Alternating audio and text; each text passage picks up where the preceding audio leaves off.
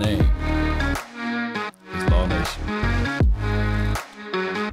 Let's continue to grind to shine. Appreciate each and every last one of you all for tuning in to the previous live stream with Jan. It was a great time. I really appreciate you guys so much. Let's go. Getting prepared for the playoff, the Cowboys, plus more Q&A, the evaluation for the nation. Be sure to let me know once you're in. Hit that like button. Sharing is caring. Shout out to you guys that's on the Facebook group. Thank y'all so much. Yep. Come on.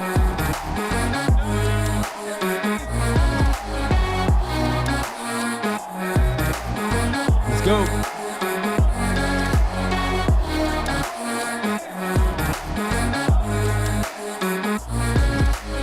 5, 4, 3, 2, 1. Let's go. Yeah.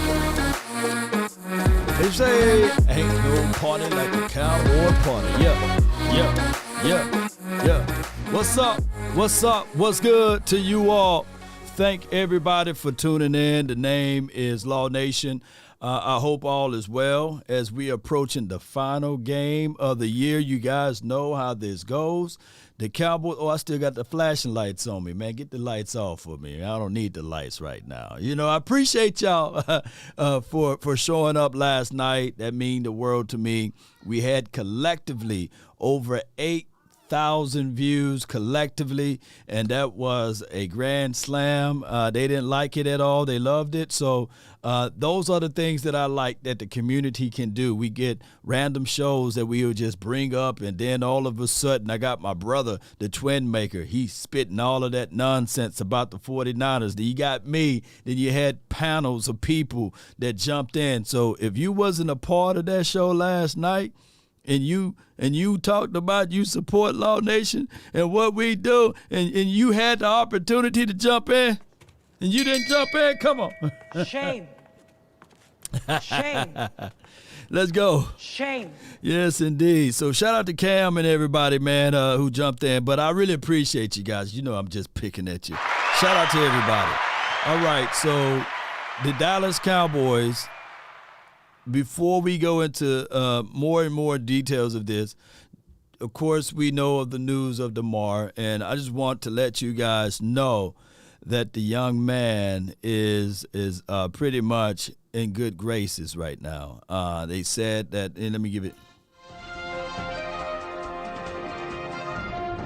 This is breaking news, of course. Damar opened his eyes last night, and he was responsive. Truly incredible. One thing that's very clear from speaking to those close to him, and they are endlessly appreciative of the medical care over there. So that is good news, y'all. You know, being able to be responsive, being able to open up your eyes to look around and see, to be able to attempt to be a person that can really communicate with his loved ones and the medical staff. That's everything.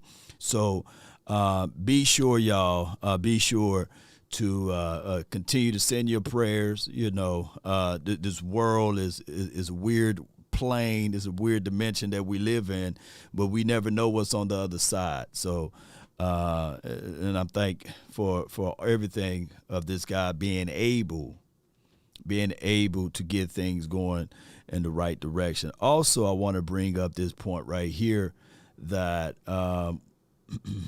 his foundation that he started off before the injury, and the sad news of him falling out and these sorts of things, was at $2,500. But look at God. It is now at, from what I can see here, this man then eclipsed that in multiple ways of return of $7.2 million. Man.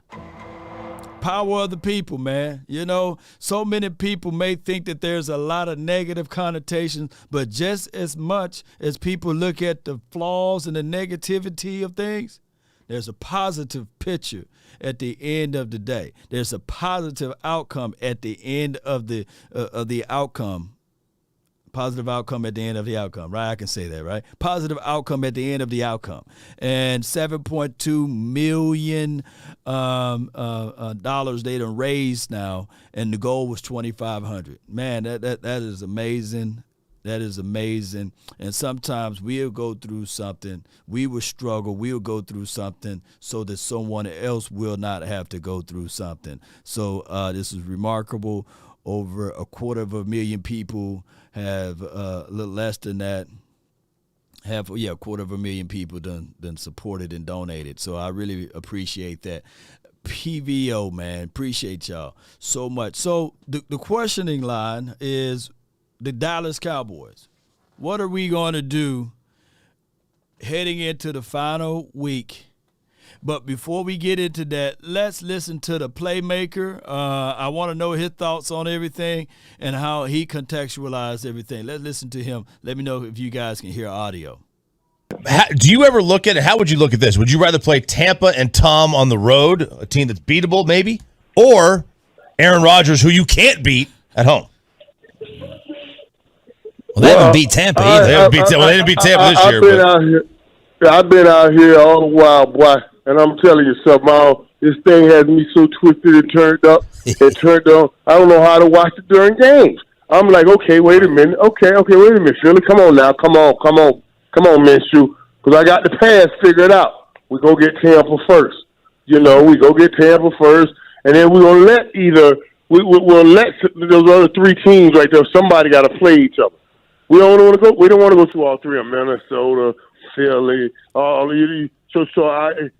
San Francisco. I want to let some of them play each other, and then find out who I go through after that. But yeah, I would like to go to Tom first. I would like to go to Tampa first. I don't need Aaron Rodgers coming in to AT&T Stadium where he feels his record is pretty good. I'm okay with that. I want to go see Tom. Michael Whitworth was on the other day. He said before we made our run, what was most important was how hot we were and how healthy we were. In the history of all your titles, was there something consistent that had to happen at the end of your regular season in terms of being on a streak, or is that overrated? What needs to happen at the end that you found as a consistent theme in your titles? No. You want to be going. You want to be moving in the right direction. Right. It is hella hard to do an about face. Yeah. And turn in the National Football League. Football League. Hella hard. You want to be going in the right way. It's not just about talent. It's also about confidence. It's not that, okay, we want to win. We hope we win. We got to know we're going to win. We got to know. So that confidence going in and going down the stretch of playing well means a great deal. Don't underestimate what Philly's going through right now. All right, so before he talks on that, confidence is a mug, man. Every now and then you'll drive through a certain neighborhood and you'll see the little dog, right? And people say it's not the size of the dog, it's the heart of the dog or the fight in the dog, right? And you see the little dog wearing in on the bigger dog. Or you could be driving and every now and then you'll see the small bird beating the big bird up. The big bird trying to fly away and the small bird just giving him his business, right? So that goes all the way down to confidence. Even a rabbit got teeth and it will bite you, if you reach down there wrong. So it's all about preparing yourself and being ready for it, regardless of what all is in front of you. Can you stand the test of time? Appreciate you, Manny, long time member and subscriber. Love all that you do for the Cowboys Nation. Let's get them super chats started. Yeah, it's a party now, baby. Yes, indeed. I love it, man. Let's go. It's better to give than receive. I appreciate you so much, Manning. I thank you so much for being part of this episode here via the donation, the first one to donate over here on the YouTube side. And shout out to everybody on the Facebook, man. I appreciate you, Russ and Jacoby and Matthew and Marcus Holmes over there. and Joe Chain. Appreciate y'all, man, so much for holding it down for me. All right, let's roll with it. But it's all about confidence. Where do you stand at with the levels of confidence in your game? When you are confident in something, you're not nervous about it, right? When you are confident in something, you feel like, hey, this is what I'm going to do, walking in boldly through my house with grace and mercy, right? Enter the throne boldly with grace and mercy. So when you got that comfort level at its all-time peak, at its all-time height, you would not feel uncomfortable and you would not give yourself the negativity of the matter. Yes, indeed. Yes, indeed. So with that being said, with that being said, you guys know how that goes, ladies and gentlemen. The Cowboys last year were the healthier team. The Cowboys last year had the situation whereas, hold on right quick. Yeah, the Cowboys situation. Yeah, the Cowboys situation were the healthiest team. The Cowboys situation in solution last season was, okay, we're going to get into the playoff. We've been holding back. There were some plays that we were saying to ourselves, hey, maybe, just maybe, we'll open up the whole playbook. But then after the game, we realized that they didn't open up the whole playbook, and the coaching staff said some of the players were nervous. This little turn, injury towards all that. It's one thing Jimmy always talks about. We want to be feeling good, going into this playoff, want to be playing well, and then you can get in here and say, boy, we worked so hard, everything's been going great for these last 4 weeks. And they used to say this all the time. For these last 4 weeks, these playoffs and that, these last 4 weeks, each and every one of us ought to be able to be ready to hang by a tree by you know what, for what we got in front of us. That's what he used to tell us. We're ready to hang on a tree by our you know what for 4 weeks. For 4 weeks to get to what we talked about all year long. And that's basically it. You want to be going in there playing well, and you look at, I got 4 weeks to play. And I'm willing to do anything for those 4 weeks. Willing to do anything. Michael, so in other words, in the mighty words of Queen, let them hang, So that's just what it is. And when you have, let me break this down. When you're nervous, you have doubt. And when you have doubt, it's the cousin of fear, right? You're losing hope, and when you are secure with yourself and you have the ability to withstand all of that, then lo and behold, you can withstand most of that. Purple Soul says Nate Newton was super negative on the last Hanging with the Boys. Oh, man, I would love to hear that. If you have the audio of that and the time stamp of that, send it over to my Twitter, and we will implement that into this show. So, remember, y'all, this is like a family show. So I would love to, because I don't have time to really listen to the full Hanging with the Boys, but shout out to the boys, you know what I'm saying? If you have that timestamp, Purple Soul, go to my Twitter, and I'll pull up that audio, and we will all listen to it together, if you guys have that. Law, you think Dak is nervous? To a degree, I don't think that he is. And as the sign of leader, if you're going to be the leader of this team, it's okay for maybe someone else to be nervous. But for Dogshire, as your quarterback, you need to be able to have those stones, is what Irvin was talking about. And appreciate your Purple Soul. You're a real one. He shouldn't be nervous. And here's 1,000 truths right here. Grandfather was always right. Shout out to him. May he rest in peace. He said, never let them see you sweat. Right? Never let someone see you sweat. And even if you are nervous, you're shaking, you got to figure out a way to hold it. Because if you falter and if you're not comfortable, then shoot. The other ones, you know what I'm saying? The other ones that's following you will then inherit some of that same nervousness, the shakes. So as a leader, maybe if you can't get it from your coach, you get it from the leader of your team. And if you can't get it from that, then you just hoping. Law, show us that nervous dude. You know that panic guy? Oh, man, I don't know where Panic Man is at, but he's somewhere in my gadgets over here. But let's play this audio. And I Last 2 weeks we've had Jerry on. He has made the comparison for T.Y. Hilton to Kelvin Martin. And both times he said, not just in terms of the play style, but also said in terms of what he can be, in terms of imparting wisdom and stuff, and said that Kelvin was a big impact on you early in your career. You think that's a good comp for T.Y. there as Kelvin Martin, and how big can T.Y. be down the stretch? No, I don't think it was a good comp. I think it was a great comp, an exceptional comp. I think it was a perfect comp because he's right. Except T.Y. still got a little boost on him. Yeah. Calvin never had that boost on him. He never had that little boost. Yeah. He never had that boost. No. But Calvin, Kmart, he ain't lying, man. Kmart taught me so much, man, when I first got in here, to understand the game. You know, I was struggling. Everson Walls trying to trick jam me and all of that, and I'm trying to get off the ball. Calvin came to me, Kmart and said, "Hey, man, he said, what you doing, man?" I said, "What do you mean what I'm doing?" He said, "Man, we're trying to go around them for it." I said, "That's what you did." He said, "Listen." He said, "Look at me. Look how big you are." He said, "Man, take your big, right through him. Just go." He said, "Just go." I said, "What?" He said, "Just go.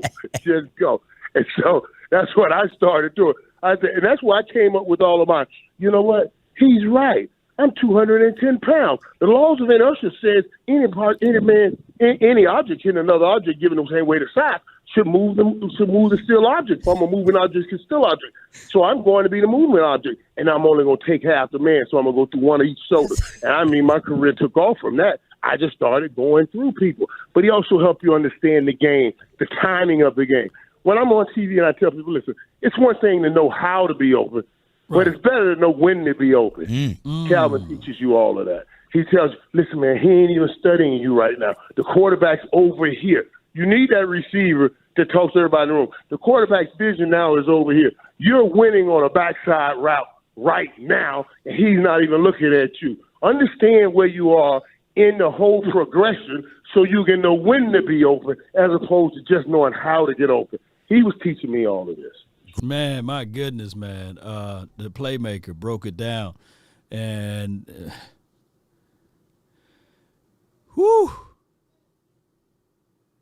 you can't fabricate knowledge. There's no shortcut to success.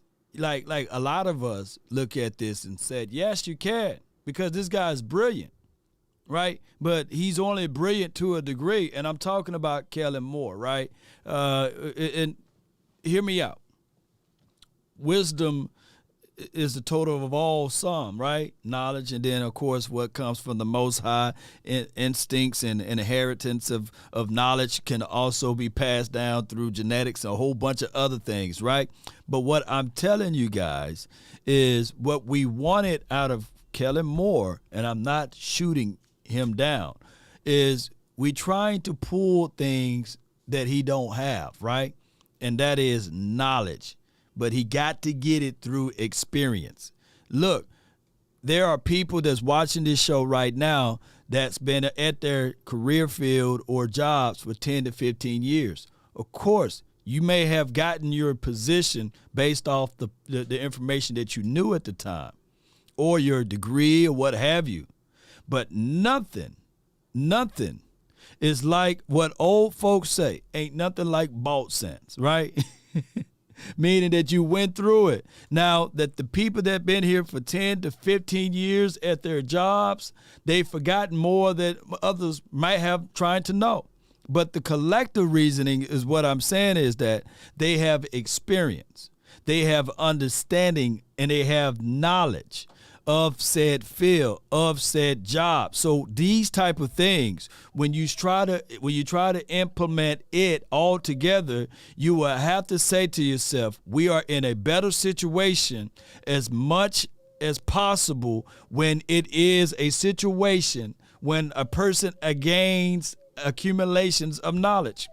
for that point and for that information right here, we can look back at what the playmaker was saying about how Kmart was able to help elevate him just by wisdom and understanding. Yes, playmaker has the size. Yes, he's 210 pounds, but he didn't have the knowledge. He didn't have the understandings of it. And those things is what I'm trying to tell you guys right now, is that when you have the knowledge and when you have the understanding, everything else works its way out. Yes, indeed.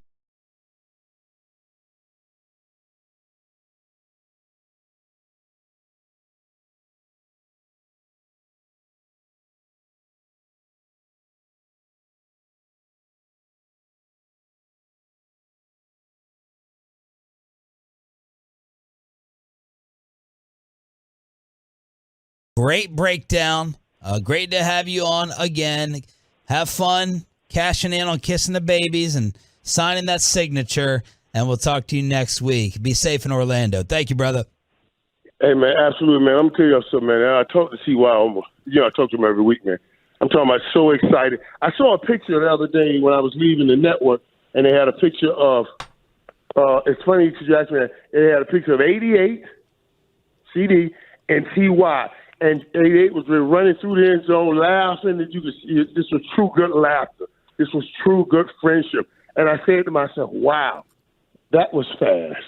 Yeah. And I said, that's why he is a great fit for the locker room. For them to have that kind of union together, that kind of joy, I said, wow, that was fast. And I waited for that picture to come back up so I could post it, but it was on a wheel, and I had to get on that airplane, so I couldn't get the picture. I'm going to find that picture, though. I'm going to find that picture and post it. Because to me, it said, I got me a little bit of help now to get ready and get in this playoffs from CD. No doubt, no doubt. So when we talk about these things, ladies and gentlemen, I got to tell you guys this. There's no shortcuts to success, and experience equals experience. There's no other way around it. Like, for example, if I'm walking in my house, I can tell you the things that's in my house. But if I go, just a house is a house. But if I go to one of y'all houses, I don't have the levels of experiences to walk around in your house. I'm going to have to say, hey, man, which way is the restroom at? Hey, how do I get to the kitchen, right? Where's your garage? Where do you like to put your trash? So those are things that we will have to look at, and we can contextualize it from the Kellen Moores all the way down to the wide receivers of CeeDee Lamb being in his third year. I can't play the audio, but I can tell you about the audio. On Undisputed, shout out to my guy Scott. He was hit me up early this morning about some of that, and he was saying basically that we're missing out on Amari Cooper, and they broke it down on First Take or Undisputed, I believe, one of those shows. Undisputed, I believe. Shay Sharp and Skip Bayless, they was going over the fact that, hey, Amari Cooper, those yardage, those productions that were missing out for the Cowboys to go out there to try to go get a Jalen Tolbert in the draft, who didn't work out for us for right now. Still too soon, right? And for us to try to use a free agent pickup out of James. Y'all say it with me. Washington. And we never filled it in. We never filled in that voided spot. Although they're late to the party, I've been banging on the table for weeks and saying, hey, y'all, we haven't filled in that voided area. But here's the 1,000 truths of it all. I can't fault the Jones family now at this. We got to ride the horse we rode in on. And the levels and the conditionings and all of the understanding, although, like I said earlier, write this down. Old folks be right, man. Ain't nothing like bought sense, meaning that you had to learn through the pain. So CeeDee Lamb, although we've been better of a team if we had Amari Cooper or if we figure out a way to keep at least Cedric Wilson. The answer is yes. But dog it, now that CeeDee Lamb done landed and crossed the burning sands by himself, that show he is in a better situation because now he said, this is my team. Boy, Mr. Boxing Move says, is 4 to 6 weeks enough time for Hankins to be an impact in the playoff? I would tell you, Mr. Boxing. And then I'm going to jump back over to this wide receiver conversation. I thank you for your support, your donation here. We don't know. But as a guy that's going to be anchored in, a guy that's going to be the quote-unquote interior guy where we've been having issues at, if I'm the offensive lineman, that's the first object you hit is the inside chest. So if he having pectoral issues and if he's still having pain there, it could be a slow start for him, right? Because it was was it a bruised pectoral? Was it a sprain or was it torn? Y'all let me know. Y'all let me know. Shout out to the landlord. Thank y'all for jumping in. Appreciate y'all for jumping in. So that could be a situation. So what I'm saying here, ladies and gentlemen, let me get back to this point with wide receivers. Yes, when we look at the tables of what Amari Cooper were able to do off of 124 targets, 76 receptions, 1,109 yards, and 9 touchdowns with Jacoby Brissett and a guy that's just now coming back into the league out of Deshaun Watson. One can argue and still say, man, that's remarkable for him. But you wouldn't get these type of results from CeeDee Lamb, 141 targets now, 102 receptions, 1,307 yards with 8 touchdowns. And he's 2 away from having double-digit touchdowns. But what I'm saying is, yes, we can clearly see, just like the sky's blue, or is a reflection of the ocean, who knows, right? And, yes, indeed, we are inside a dome. Y'all know how this goes. But I can tell you, as sure as it is blue, yes, we would have benefited from having Amari Cooper, but we wouldn't have benefited of the growth that we see now from CeeDee Lamb. Yep. Shout out to everybody, man. Let's go from this episode to another one, and we're going to talk about the possibilities of resting starters or what have you. And let's go. Favorite, then the Cowboys would be the 1 seed. Any other scenario, and they are the 5 seed, and they're going to Tampa in round 1 of the playoffs. So we talked about this earlier this morning, and Tad Prescott, who is Dak's brother, got very involved in this conversation on Twitter. So I can show you. I asked the question, should they play their starters? And he tweeted immediately at me, the answer is yes. Yes. So Tad is telling us that the answer is that they should play them. And then he went into a lengthy description to me of why he believes they should, because he thinks they still have a lot to play for because the Eagles could lose. He said, under other circumstances, I'd agree. However, they're still playing for something. I've read Dayball isn't resting people. You don't think the Giants would enjoy being the reason the Birds lose that 1 seed? With that, the boys have to play for a home playoff game. Dan Graziano, Tad Prescott is on your side. Yeah, he's absolutely right. And obviously he's given this some thought. But look, they have something to play for. Like, I don't know who's going to win the Eagles-Giants game. I know who's favored. But if you're telling me it's a game that could be between Tyrod Taylor and Gardner Minshew, I mean, flip a coin. Like, I don't know. So if you're the Cowboys, you cannot assume outcomes. I think. No doubt you can't assume outcomes. And if anybody got an ear to Dak Prescott, it would be Tad Prescott. It would be his brother who will go to the, a lot of people thought, the Tad versus Dez Bryant conversation last season when Dez called out Dak Prescott and they was going at it, like almost to fisticuffs. And I reached out to Tad or what have you, and I gave him my sentiments on it.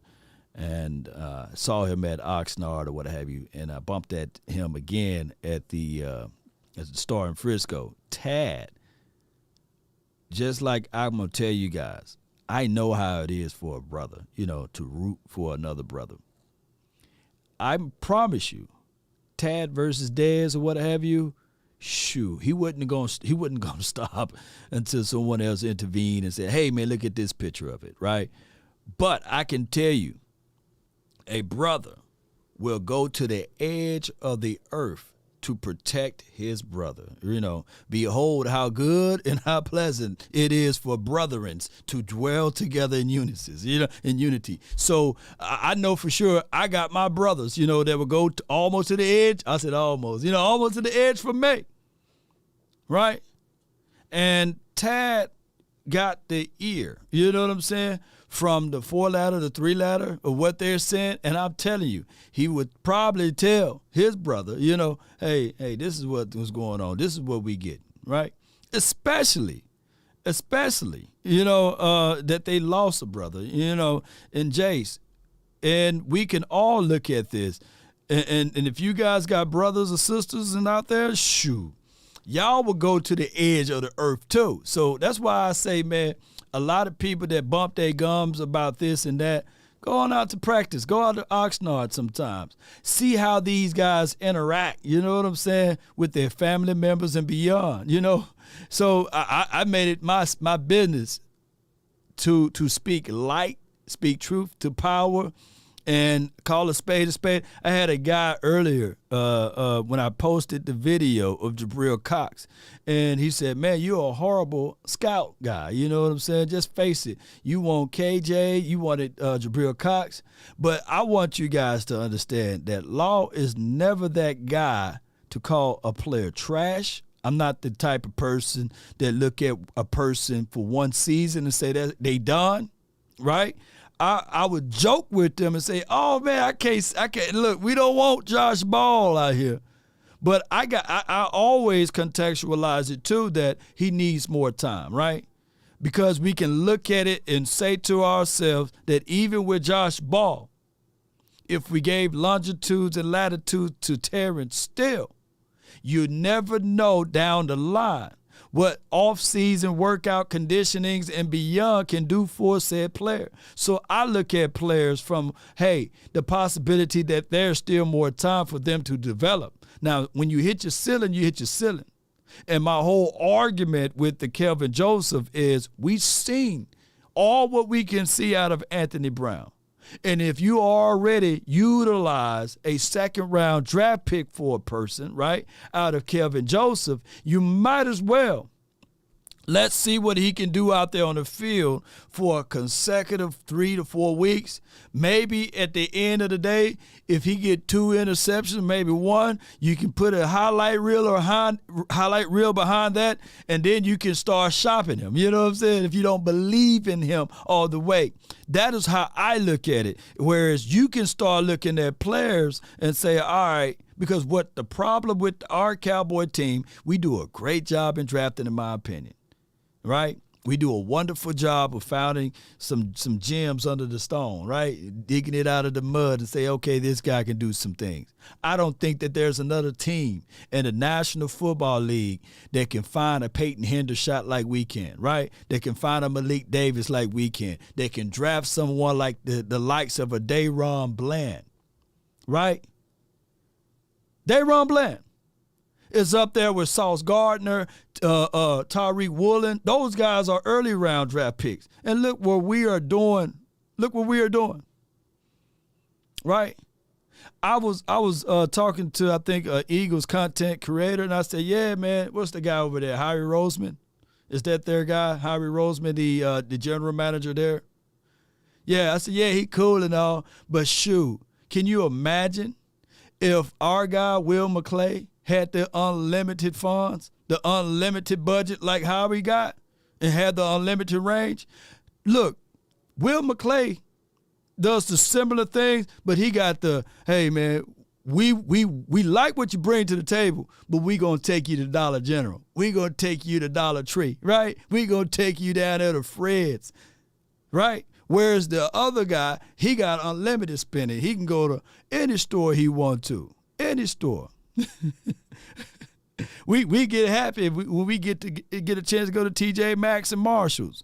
Paul says, Law, sometimes you be too real for the small-minded people. Yeah.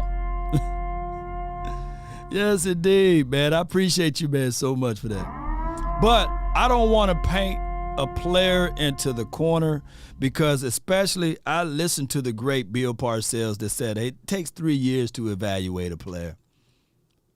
to evaluate, especially when they come out of the draft. It takes literally 3 years, right? And we seen the likes of the 4-letter and the 3-letter network already labeled CeeDee Lamb, right? And this is his 3rd year now. Already labeled Trayvon Diggs.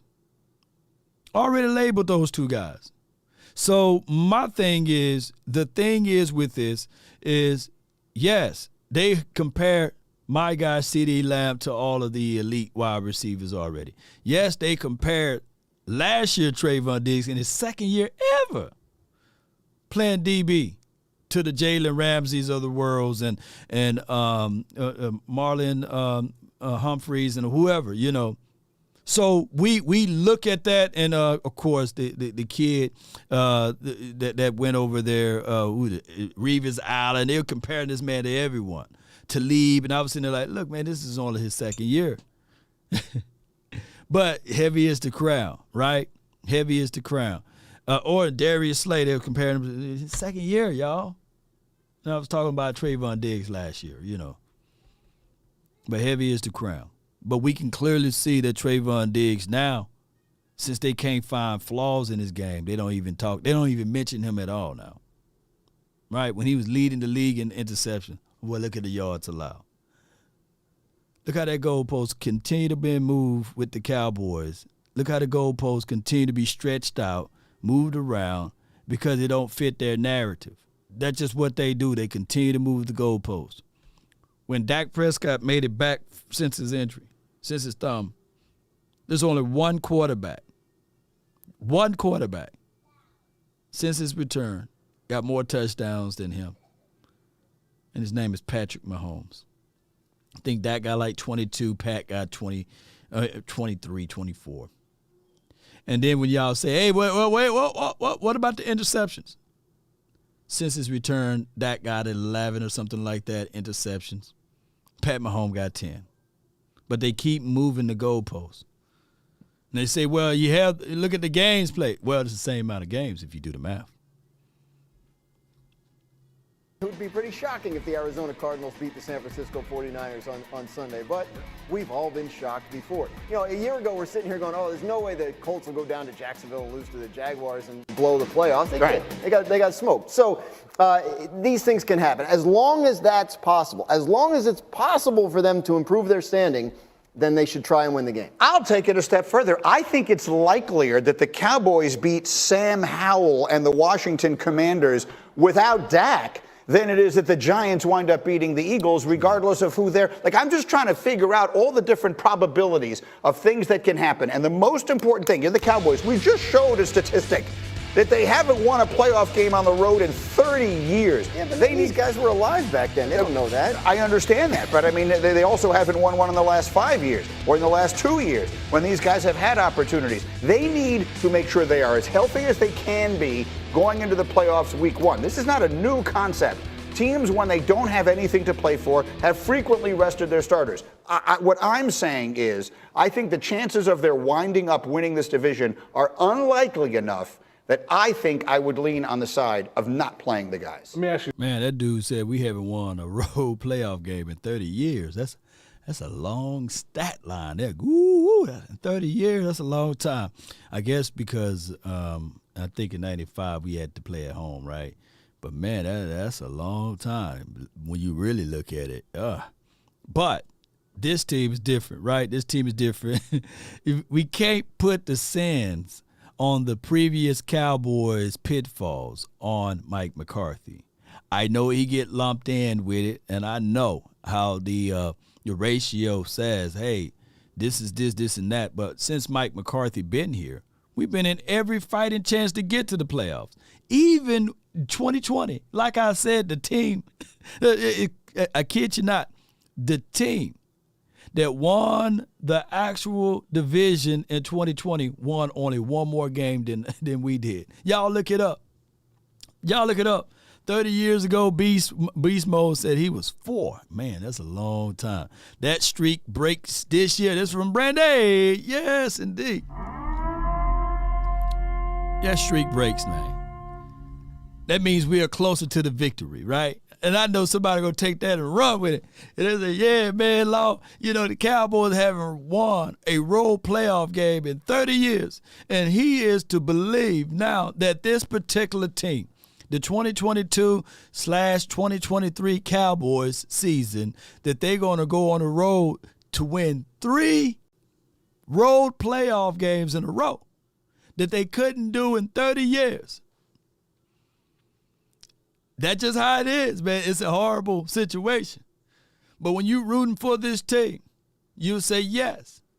Matter of fact, I would be the type of coach that I will walk in there and I would say to all of those guys, it's time for us to lock in. These are the things that's against us. We haven't done this, we haven't done that, and we are not going to do this, right? And then we'll reverse that thing. Let's go. Go. Has everything been locked up yet? Absolutely not. So what are we discussing here?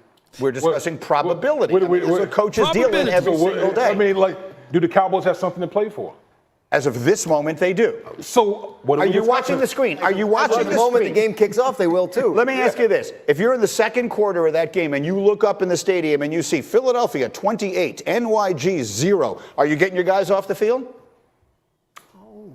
No. No, you're not. You're in for a dollar. You're in. We're just going to play the. We're going to just play the game. Haven't we learned at this point that we have absolutely no idea who's going to win these games? Yes. I have a picture of Aaron Rodgers who was sorry underneath it. I have no idea. Beautiful. I have no. It is nice. I am not claiming that I drew. I didn't. I'm not a great. I'm not a great artist. Okay. I'm not an artiste. Okay. But anyway, let's just realize that we really don't know much. Okay. We might think that we know. But at the end of the day, we don't know what the outcome is here. You got to play your starters. You got to put your.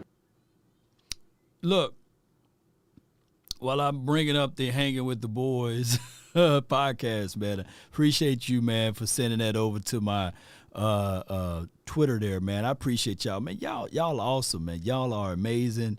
You guys are wonderful, man. I wouldn't even look for another content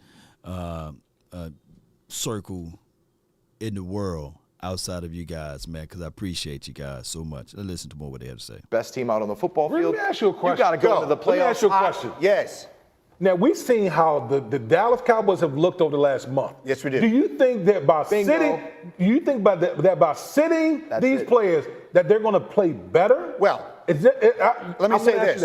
We've tried playing them, and they haven't played better. Let's try the other way and see if that gets better. Because playing them hasn't made it much better. Sometimes practice doesn't make perfect. It makes permanent. And so maybe getting got a someone week off watching. will All right, so I'm finna stop these Greeny guys. Greeny, shout out to him, but that let me know they haven't followed the team or they don't watch this particular team. There are a lot of ramifications that we have to look at, as far as T.Y. Hilton, right? How he's gonna look on a back-to-back week, right? And they're gonna ramp him up, so he should have his most snaps ever in this particular game. That's one. Two. Our offensive line. Are we secure with our offensive line? No. And one can literally argue that even Tyron Smith, he's got to get back into the groove. I said it'd take him one game. But this is a different type of injury. And he's playing a whole different side, you know what I mean? So all of the muscle memory, he got to delete that from what he played at for over a decade on the left side. Now he got to delete that and then get his mind right for the right side. And the good thing, the golden nugget of it all, ladies and gentlemen, when you follow the team closely, you understand the small things. It's the little things. It's the nuances, the smallest things that we can look back at and say to ourselves, that's the win or lose a game. This is a game of inches. So now that we going up against, I don't even care if they put Sam Howell, Heineke, go drink a Heineken, go bring back Carson Wentz. I don't care who they got on the offensive side of the coin, right? It's about our offense, our front five against that massive. They can't discount the Washington teams. Washington team front. You can't. You can't discount that. So now you up against a dominant front four. that now you going to see how you can get your front five to block their front four. So this is why it's such a vital, crucial point to be ready, to be prepared. All this year, I've been telling people it's better to be prepared for an opportunity and not have one than to have the opportunity and not be prepared.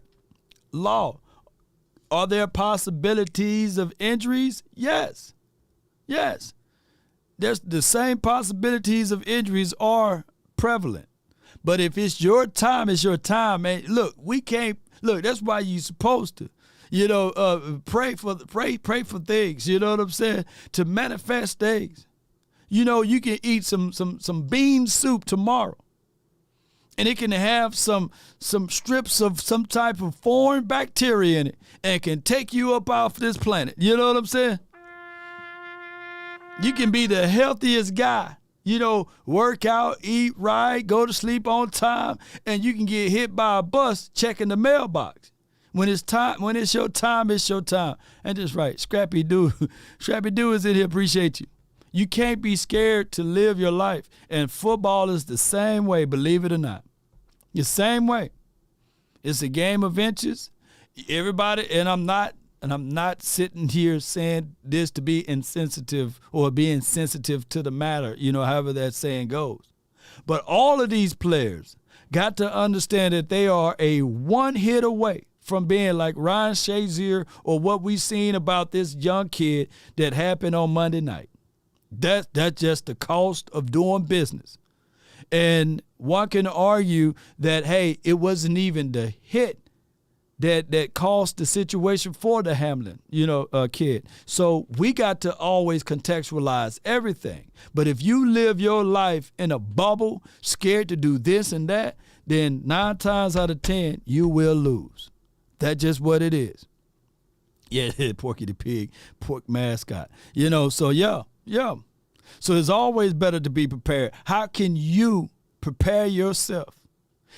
For sure, I tell the young people all the time that we mentor, if you know for sure that you got a job interview the next day, gas up the night before, right? Have your clothes already ironed. Don't wait till the morning time and say, hey, man, all right, I'm going to lay them out. I'm gonna make sure that I'm going to gas up in the morning time. I'm going to iron my shirt in the morning time. No. Be prepared. Check out alternate routes to that place. Be on time. If you're on time, you're late. Be there before time. And then at the end of the interview, ask for the job. Ask for the career. Be demanding for the spot that you want. All of those things happen, right? Because I'm telling you guys off of experience, I'm going to wait for the boy to iron this shirt. And then I put a little water in the iron and I get the iron and then the iron starts spitting up on me. Now I got a brown spot. You know what I mean? Oh man, I'm going to wait for the morning time. I'm going to wait for more time to gas up. All the gas stations shut down for credit card issues or what have you. Get a flat tire. Now I didn't have the alternate route to get to that interview, right? Shoot. I'm telling you guys, Twin know about it. Twin, you know about that? You're ironing the white shirt. You put a little steam on it, you know what I'm saying? Then it spits out black stuff all over your shirt. And now you go into the interview, you don't have no other shirt. So now you go into the interview with a wrinkle, with a little spit stuff all over your shirt. And the whole time you're interviewing, it seems like they're going to be looking at that spot. Or power out, you know what I'm saying? I was at a job interview one time. I said, hey, when can I start? I love everything. I got one question. They said, what you got? When can I start? Put it like this, start interviewing the person that's interviewing you. Then before you know it, it throws them off. You know what I mean? That's a nice tie you got on over there, sir. Where you get that tie from? He forgetting, he supposed to ask you analytical questions. Now he thinking. He like, yeah, it's a nice tie. Oh, my wife got it from blah, blah, blah. And then I said, yeah, man, I'm thinking about getting one too, And then before you know it, the interviews are cut short for 15 to 30 minutes. He forgot what he interviewing you about. And then at the end, right before you leave, when can I start? You know? Y'all know how to do it, you know? Shout out to those who know how to master those interview skills. But it goes through experience. And then, you know, they asked me one time in an interview, hey, Law, do you have any weakness? Do you have any things that you need to work on? You know, I'm not finna sully and denigrate myself on an open interview. You know, I said, hey, what are your weaknesses? What do you need to improve on? Well, I'm not bilingual. You know what I'm saying? I'm not finna say I need to work on communication skills. I need to work on this and that. No, I'm not bilingual. You know, I can't read Chinese. You know what I'm saying? I would say something like that. I ain't finna sell it myself. No. And I'm not finna trash the previous company I worked for, by the way. You know what I'm saying? What made you leave that why you want to leave that company? Well, I'm seeking to gain more and more information from you. You know, I want to help you grow because I helped them grow to the max abilities that I could from over here, from over there. Now it's time for me to help you all. And here are my awards and accolades. When the shirt get damaged like that, you have to make a quick run to Target or Kohl's. Laughing my butt off. Yeah, you got to make that quick run to Target or Kohl's. But if you didn't gas up the night before, we got some breaking news.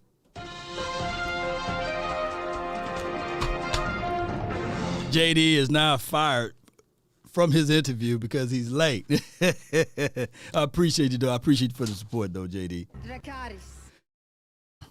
Let's see what they say now. In the meantime, why is this still a thing? The Eagles they've been able to wrap this thing up forever, and they haven't been able to do it. They could have clinched the 1 seed in Week 16 with a win. And Gardner Minshew, though, has started both games since then, and he's been turning the ball over 3 times against Dallas, and they lose that game by 6. And then last week, they're home against the Saints, and they're a 6-point favorite. But they managed just 10 points, their fewest in a game this year. They lost by 10. That's what keeps everybody else in the mix. So that gets to this week. Again, the Eagles are a 14-point favorite, but we still don't know who will be their starting quarterback. Here's Nick Sirianni talking about Jalen Hurts.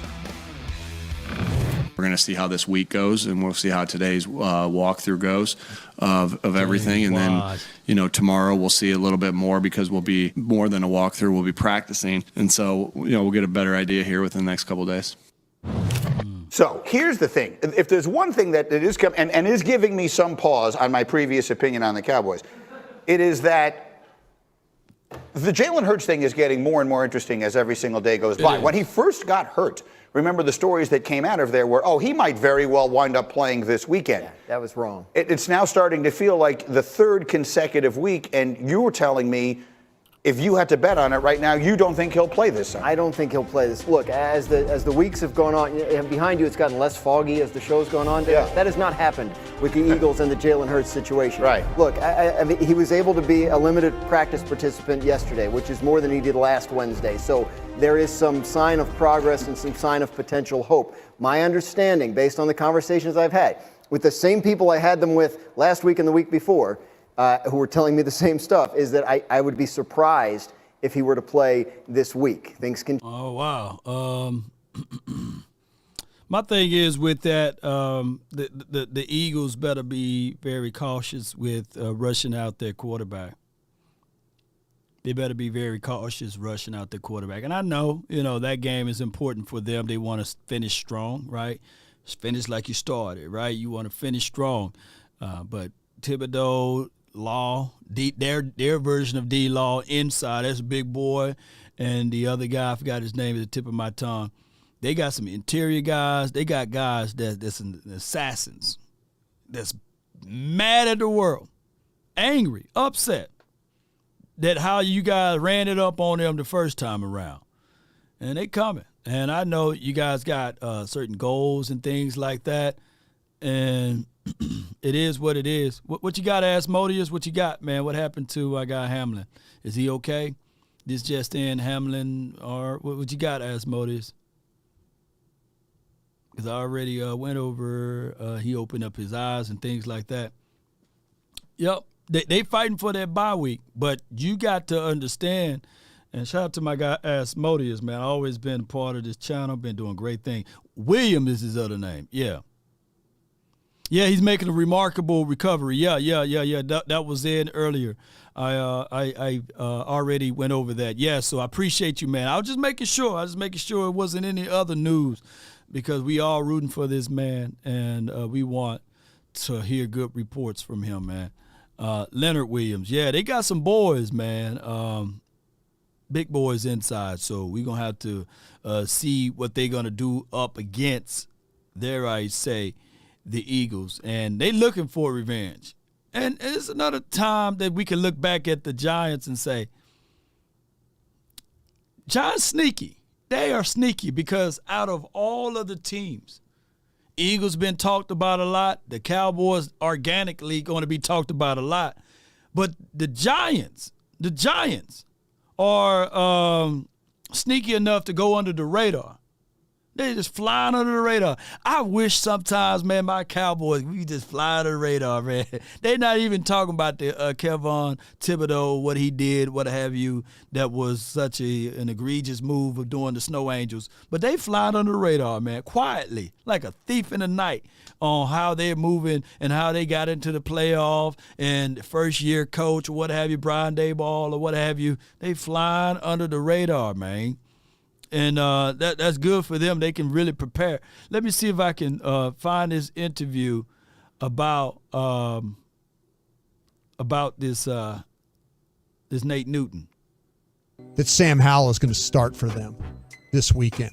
Okay. And this is Brian Wilczek, have you ever seen Sam Howell play from North Carolina? Yeah, I think he throws a really good deep ball. I actually liked him quite a bit. Yeah. Coming out of it, like I thought he was one of the more underrated quarterbacks in that class.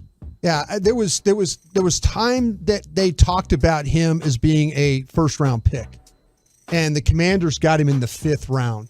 And if you watch North Carolina football that year, there are a lot of things that weren't his fault. That was a team that was around 500 when they were playing, and he was one of these guys that I felt like probably took a bad rap for what was going on. And I just went back and I was just kind of go through my scouting reports. If you've ever seen Sam Howell play again, North Carolina, this guy's one of the toughest quarterbacks that I saw in that draft. He can run a little bit. And this was the draft from last year.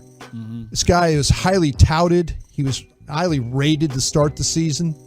Like I said, some teams had some bad losses during the season, and people were blaming him for those losses. But you got to love the way this guy competes. And I know when I watched preseason tape of the Commanders, I was thinking like that they were going to start this guy, but they have Carson Wentz. So now you're like going, well, okay, it's Carson Wentz, but this guy can legitimately play. I mean, this guy's super tough. He's super competitive. He never gives up on a play. We talk about that with Dak Prescott sometimes. Right. You know, he throws his body around. He bounces off tacklers. I mean, there's like this spirit about him, the way he plays. Again, it's kind of like what we talk about with Dak. There's this never die spirit with this guy.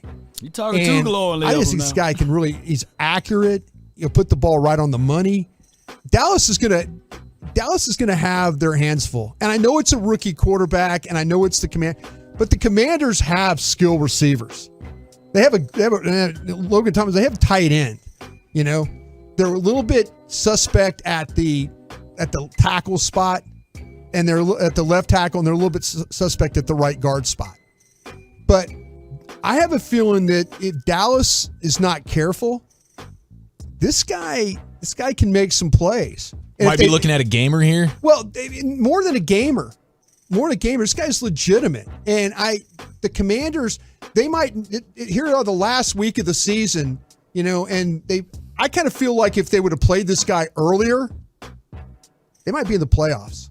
Whoa. I mean, I know it's a rookie quarter. Whoa, Brian Brothers, man, God, no, I hope he put lipstick on that. You know what I mean? That's what he's doing now. I like his tape a little bit, man. Come on, man. Brian, what you doing over here, man? You know, where my hog at, man? Where my hog at, man? You know, they are eliminated now. God, no, Brian, you made me. We going up against Tom Brady. If we have struggles with Sam, and I ain't talking about Williams because this is the other Sam on the quarterback side. They're shoot. My goodness, let me hear the rest of it. I need for Brian Brothers to say all of that, to give him all of their praises, and then I need to hear but. If he says but, then I won't be like, all right, cool. You know how you say all of that good stuff, and then you say but. You know what I'm saying? Let's listen to what he got to say, because I don't want to cut him off no more. But shout out to 105.3 The Fan. Let's listen to what he had to say. He need to say but, because I don't want this. They eliminated, and they playing for nothing to lose. But man, I hear a little of this in there, man. I hear a little of this in there. I do. Come on. Quarterback and all that. But I was super, super high. Because this guy can throw it. He throws it in tight spots. He can throw all the routes. They've got guys that are hard to cover. They can walk Diggs out there on McLaurin. McLaurin always hasn't played well against the Cowboys. But, okay, Diggs takes him away. Now you're dealing with Dotson and some others out there. Right. You don't cover. You make Sam Howell look pretty good in this football. Dotson's having a hell of a rookie year. Yeah. So I'm not gonna sit there. I don't think this, to me, I don't look at this as like, oh, they're throwing a rookie in there. It's gonna be super confusing for him, and Dan Quinn's you don't get pass rush and you don't cover on the outside like you're supposed to. This guy can make things a little bit. If Jeff Driscoll and Davis Mills and players like this, Josh Dobbs, Gardner Minshew, you can't rest easy. So the butt part was, if we don't get pass rush and we don't cover on the edge, well, come on, Cowboys, man. Look. Joshua Dobbs did have his career day against our team. You know what I'm saying? Even though it only went into one touchdown that he was able to do, and they kicked 2 field goals, he did have his career day. And let's see what Sam Howell, the next Brock Purdy, because I know my brother is sitting here watching, the next Brock Purdy, let's see what's going to happen. Because Brian Brothers is on record saying that if they were to make that move earlier with Sam versus Heineke versus bringing back Carson Wentz, they would have been in the playoffs. So y'all hear that, Eagle fans? Sam Howell would have beat y'all too. You know what I'm saying? Not just Tyler Heineke. So that could be a situation. So now we're going to look back at this game, and Brian Brothers' words going to be marinating in my mind when I'm looking at this. I'm like, hey, Brian Brothers was right. But I hope that Brian Brothers is wrong, Easy. This Cowboys passing defense could still get lit up. Yeah, I kind of feel like, though, they're in a little bit of that. Dallas is trying to, I guarantee you they're having to go back and look at preseason tape on this guy and trying to and they obviously, Dallas, I was over at the Star today, Dallas was going to take this guy in the 4th round. They were talking about him like as a guy that they really, really like. Yeah. And it was like, really? I was like, because, I kind of thought him a little bit higher of him then. He goes, oh, no. The guys I was talking with was like, no, we really like this guy. Because the word was coming down that he was going to play. So I was like, okay, cool. Well, maybe, but why would it take so long then if they're looking at Heineke and Wentz? Right, quarterback, it's because coaches are in situations where they're thinking like, oh, we can do this with Carson Wentz. Carson Wentz is done. Carson Wentz should not play another snap. Carson Wentz lost the game for them last weekend against the Browns. He's bad. It's turnover. Carson Wentz stands there now and just throws the ball to a spot and hopes it works out. He's not looking to really make plays. He's just throwing the ball to a spot and hope that his guys can make a play. Yeah. Underthrow balls, they get intercepted. He's throwing into coverage. Right. No business throwing some of the passes he did. And shame on Ron Rivera for doing that. Shame That's a fireable offense. That's what I'm saying. Man, he's trying to get fired. If you're a Commanders fan, you should hope the team gets sold like now, and they could clean all that out. Man. They could just say, listen, no, we don't need the No. We need to keep him. This is a team. We need to keep. Look, the Washington team. Y'all should keep him. Y'all don't need to fire Ron Rivera. Y'all don't need to fire that man. Y'all need to keep him for 20 years. Y'all keep him for 13 years. Y'all keep him for 13 years. That's why I was mad when the Giants got rid of Jason Garrett. I said, come on, Giants, y'all supposed to keep him for at least 13 years, man. Come on, man. At least the Giants should at least kept Jason Garrett on that staff and Judd, whatever that other coach name, for at least a minimum of 13 or a minimum of 8 years, man. Chip Kelly should have stayed over there for the Eagles for at least 6 or 7 years, man. He says Jesse discussed it, and they started it at the 24-minute mark. So I'm going to move to the 24-minute mark on Hanging with the Boys. The following is a production of DallasCowboys.com and the Dallas Cowboys Football Club. Get money, don't make money. I'm just playing devil. Hold on, here you go, right here, 24-minute mark. Jesse Holly, shout out to him. Y'all be prepared because y'all been telling me about this. Okay. Thinking that way, but Coach Dabo has all of a sudden got people thinking that way. So I'm thinking they're going to come at the Philadelphia Eagles. Shout out to yeah, I think so as well. They have to go all. They have to put the pedal to the metal and go all out. Can y'all hear the audio? They could get they get that number 1 seed. They get the bye. They get that first round bye. So that that's something they desperately need to get some guys healthy and all that. So unless it's a blowout or maybe the 49ers are blowing their opponent out. I think they play the whole game, and if not, it's maybe late in the game they give them a rest. But otherwise, we're going to see them. We're going to see them go. They'd better get out there and go. It's a very interesting proposition because you do have to weigh the risk and reward. You wanna find yourself in a situation where, hey, give ourselves the best chance to potentially move up. But there is a factor in a game that, hey, at any given time, an ankle, shoulder, and I know people are going to say, scared money don't make money. I'm just playing devil's advocate here, people. Okay. I have to be a host. I have to give both sides of the spectrum at times. So just trying to play both of those things. Now, they go all gas, no brakes, play all of their guys. Is there something to be said about how those guys perform? Because you're still playing a division opponent. You're still playing the Washington Commanders. I think there's still going to be a toughness, about that game because Washington wants to have some pride about themselves and ending their year on a good note. And, of course, the Cowboys want to have some pride in themselves and end their year and give themselves a chance to continue on their path. Is there a concern? Will there be a concern if the Cowboys play all of their guys and we see one of those games where it's like, here they go. They're struggling again. Those 2-3 turnovers happened in that game again. It didn't look all as good, but they eked out a 6-point victory. Yeah, so that's who they are. We keep trying to make the Cowboys something. I'm gonna come in here and I'm stating the obvious. I'm black. What? Short hair. What? I've been this way for like 61 years. I'm not coming in here tomorrow and all of a sudden be looking like Kurt. It ain't happening. The Cowboys are have to change shirts first. They are. Okay. Okay, all right. Break it down. Nate. We act like the Cowboys for the last 10 games, the last 10 games have guaranteed you 2 turnovers. Okay. And they have gotten almost 2 turnovers. Okay. So it's been a push.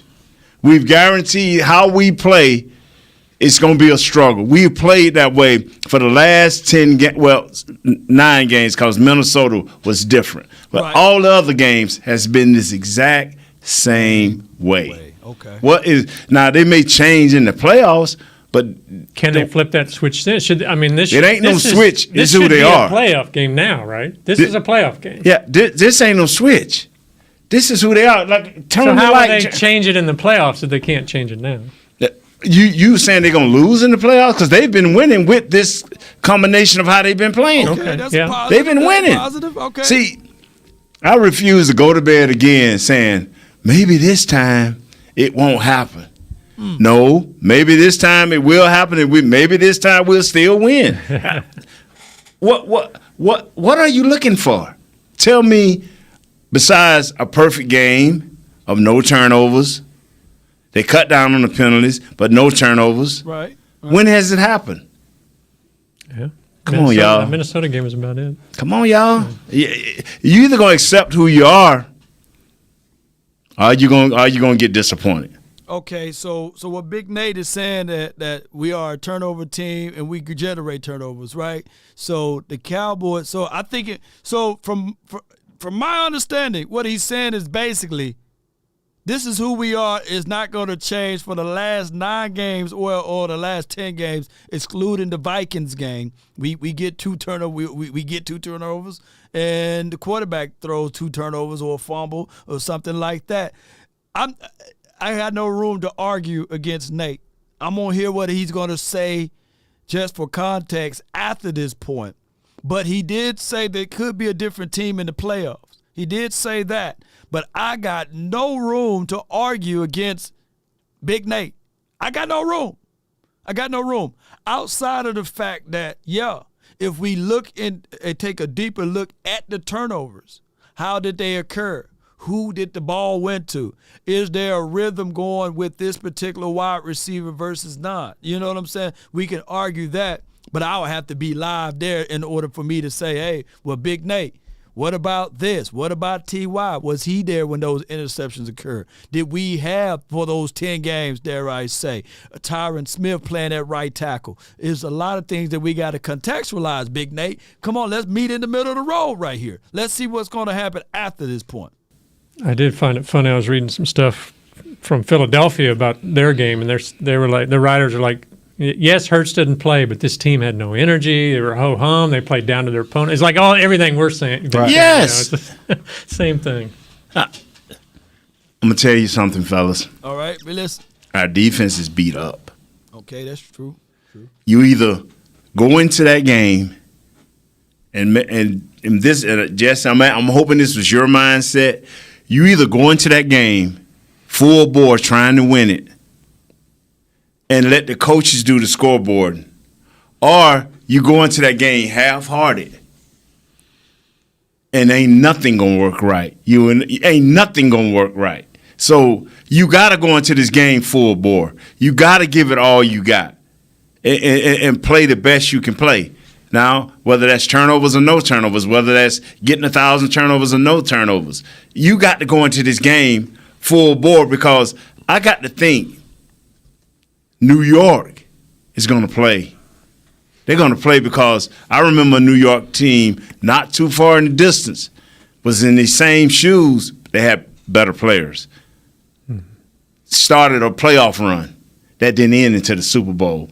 So that coach may go and say, hey, I know I wasn't the coach, but remember this year, 90-something or 90, well, I don't know when it was, in their last Super Bowl. But they made a run. Come on, man. It's about who you are now and what you're trying to improve upon. Because that same team we watching last night, Cincinnati, remember, we thumped them. This team turned this stuff around so well, so they truly have a chance at a Super Bowl. They truly have a chance. I don't think we have a chance. I think we just a second-round team waiting to be knocked off. Wait a minute now, Big Nate. Wait, hold on now. Now, we thumped the Cincinnati with our backup quarterback. Week 2, week 3? Was it week 2, right? And, of course, one can argue saying that, hey, they was trying to really get over their Super Bowl hangover, although they lost the Super Bowl. And they got slapped back into reality, and they went on a spree. Joe Burrow's been hot ever since somewhere midway through the season. He's been hot. Shout out to Joe Burrows. But you can't use that as an argument, because nobody's seen the 2007 Giants winning the Super Bowl. No one saw the Giants winning the Super Bowl. They were not the same team. They were not the same team from the regular season into the playoffs. They were not. They were not. So I hope that Jesse or the other fella give us a little bit rebuttal to what he just said. Hold on, let's listen. That's just how I feel. Doesn't sound like Homer Nate. No, I'm like I said, when I do the show, I try to be as real as possible. Towards the end of the show, I turn into Homer Nate. I try to do it as real as possible. I mean, all right, so here's what we're going to talk about on the other side of this break. Dan Quinn came out and he talked about something that they need to improve on. This defense, as you stated, have been beat up. So Dan Quinn has come out, and he has some suggestions of some of the things that they need to do a little bit better to help themselves. I'm waiting on this. At the end of the season and potentially in the playoffs. I'm waiting on this. But it starts this week. Stay right here with us. I'll tell you what those things are and what he said on the other side of this break. This is Hanging with the Boys. We'll be right back. All right, so was that all of the clip that you guys wanted me to review and go over? Was that all of the clip? And also, to join this live stream, I put the link in. It is pinned to the top of my YouTube page. So if you want to join in and give me your thoughts, your analysis of everything, click that link there, and you will be a part of this episode. And let's go, Cowboy Nation. But it is what it is. The playoff run for the Cowboys, it's been a short stay, right? Behind both quarterbacks, behind Dak Prescott has been a short stay, behind Tony Romo has been a short stay, and we've been trying to get back to that land of being consistent. We've been trying to get back to that land of being familiar. It's just been a long time since we had back-to-back playoff appearances. This is something new to us, basically. But what we got to take is a few of the things that were perfect, right? A few of the things that that we went over and did good at and maximize those things. Yeah, Nate do have rings, and I do trust and I do lean upon what Nate is saying in this juncture. I'm not finna say, okay, he's 1,000% wrong. Let me see if these boys go into this detail before I let Cam. Cam is waiting in the lobby area. Let me see if I can listen to one more part of this detail of what he's going to say about the coach, Dan Quinn. Because there got to be more to it for you guys to tempt me over here, you know. In with the boys. On this lovely Tuesday, we welcome you back to Hanging with the Boys as we continue to get into this Cowboys week. We talked about everything. We talked about the Damar Hamlin situation. We talked about the offense. We talked about the playoff scenario, which we still don't understand, but that's all good. The Cowboys just have to go out there and do what they're supposed to do and win. Just win. So if the Eagles lose and those 5 games, this was the best question to you both. Is that a technique thing, a talent thing, or a want to? Dan Quinn can teach it. Yeah. But is it a talent, technique, or want to thing on the guys that he's teaching it to, and can they get it done on the field on Sunday? They're going to have to, because where you was fortunate enough with all those teams that you named and eloquent names that you gave them, the booty juices, they were easy. You could start lacking. When I'm doing a in tackle stunt and I'm going in first, the end is coming first. That means the end, if it turned into a run, that end has to automatically come into a 2-gap situation and try to stop that play in the middle. But this tackle that's looping outside, if this is outside running. Yeah. So he pretty much talking about the basis of it. Let me get Coach Marv, you're live. What's going on, Law? Can you hear me? Oh, yeah, I can hear you, Chief. How you feeling today? I'm good, Law, man. I kind of Nate was saying some things on that about who we are. I mean, right. Yeah. Who are we, man? Who are we, Coach Marv? Who are the Dallas Cowboys? I need to know from you. Who are the 2022 season Dallas Cowboys from your analysis, from your coaching perspectives? Who are we? Okay, first of all, I want to say that we are a better football team than we were last year. We are better. By far. Okay. So put that up and put that in the corner. Okay. And we do have and offensively we can play with adversity a lot better this year than we were last year. So we are very, and then as they want to say, resilient. We are a resilient team because we have had some injuries that a lot of teams cannot go 12-4, right? And have, and with the type of media that we have, I don't believe we're a turnover-prone football team because I don't see turnovers coming in a lot of different areas, like maybe fumbles, receivers fumbling the ball, running backs fumbling the ball. Yeah, I see that we have some interceptions, and I think they get exaggerated, and see that's why people point at it like we are this a turnover prone team, because we don't see no 3 to 4 interceptions that this poorly thrown balls. We have tip passes that come off people's hands and certain things like that, but with our defense, even though they're injured, we can erase some. We have erased some of those mistakes. Right. So, and when you have a defense and you have an offense that's explosive like our offense, you're going to have some. Is our offense better? Is this as good as it was last year? It is. Check the stat. Yep. And since the return, we are literally ranked number 2 in points. He was here. He was here the whole year. We wouldn't even be talking about it. And see, I don't like when the 4-letter network and the 3-letter network start talking about, well, if we had Mark Cooper, let's be realistic, people. Now, and I hate to say it this way. Do they really harp on if the Green Bay Packers would have had did let Devontae Adams go? No, they don't.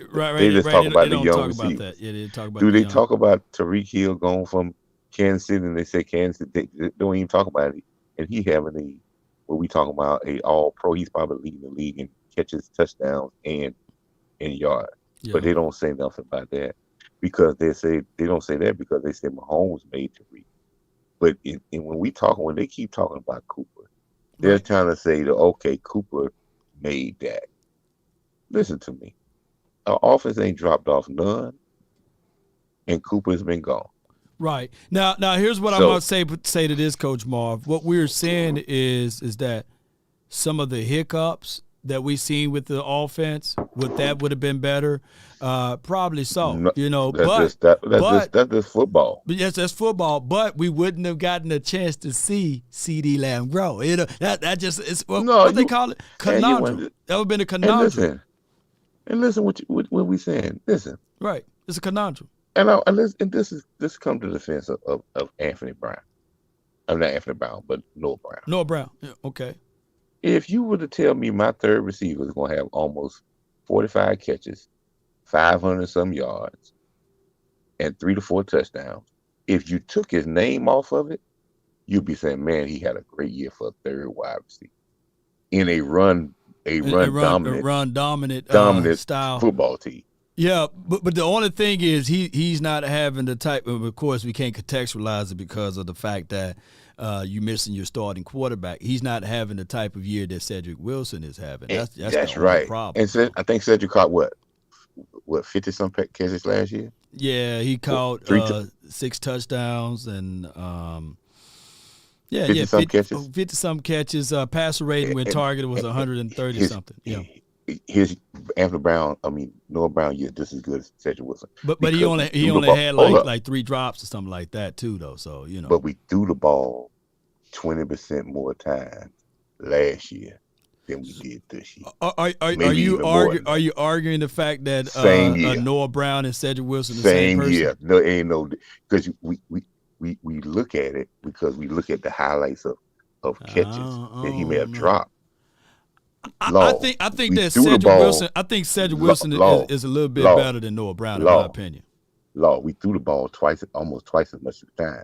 His stats, and it ain't that much better, and we threw the ball more.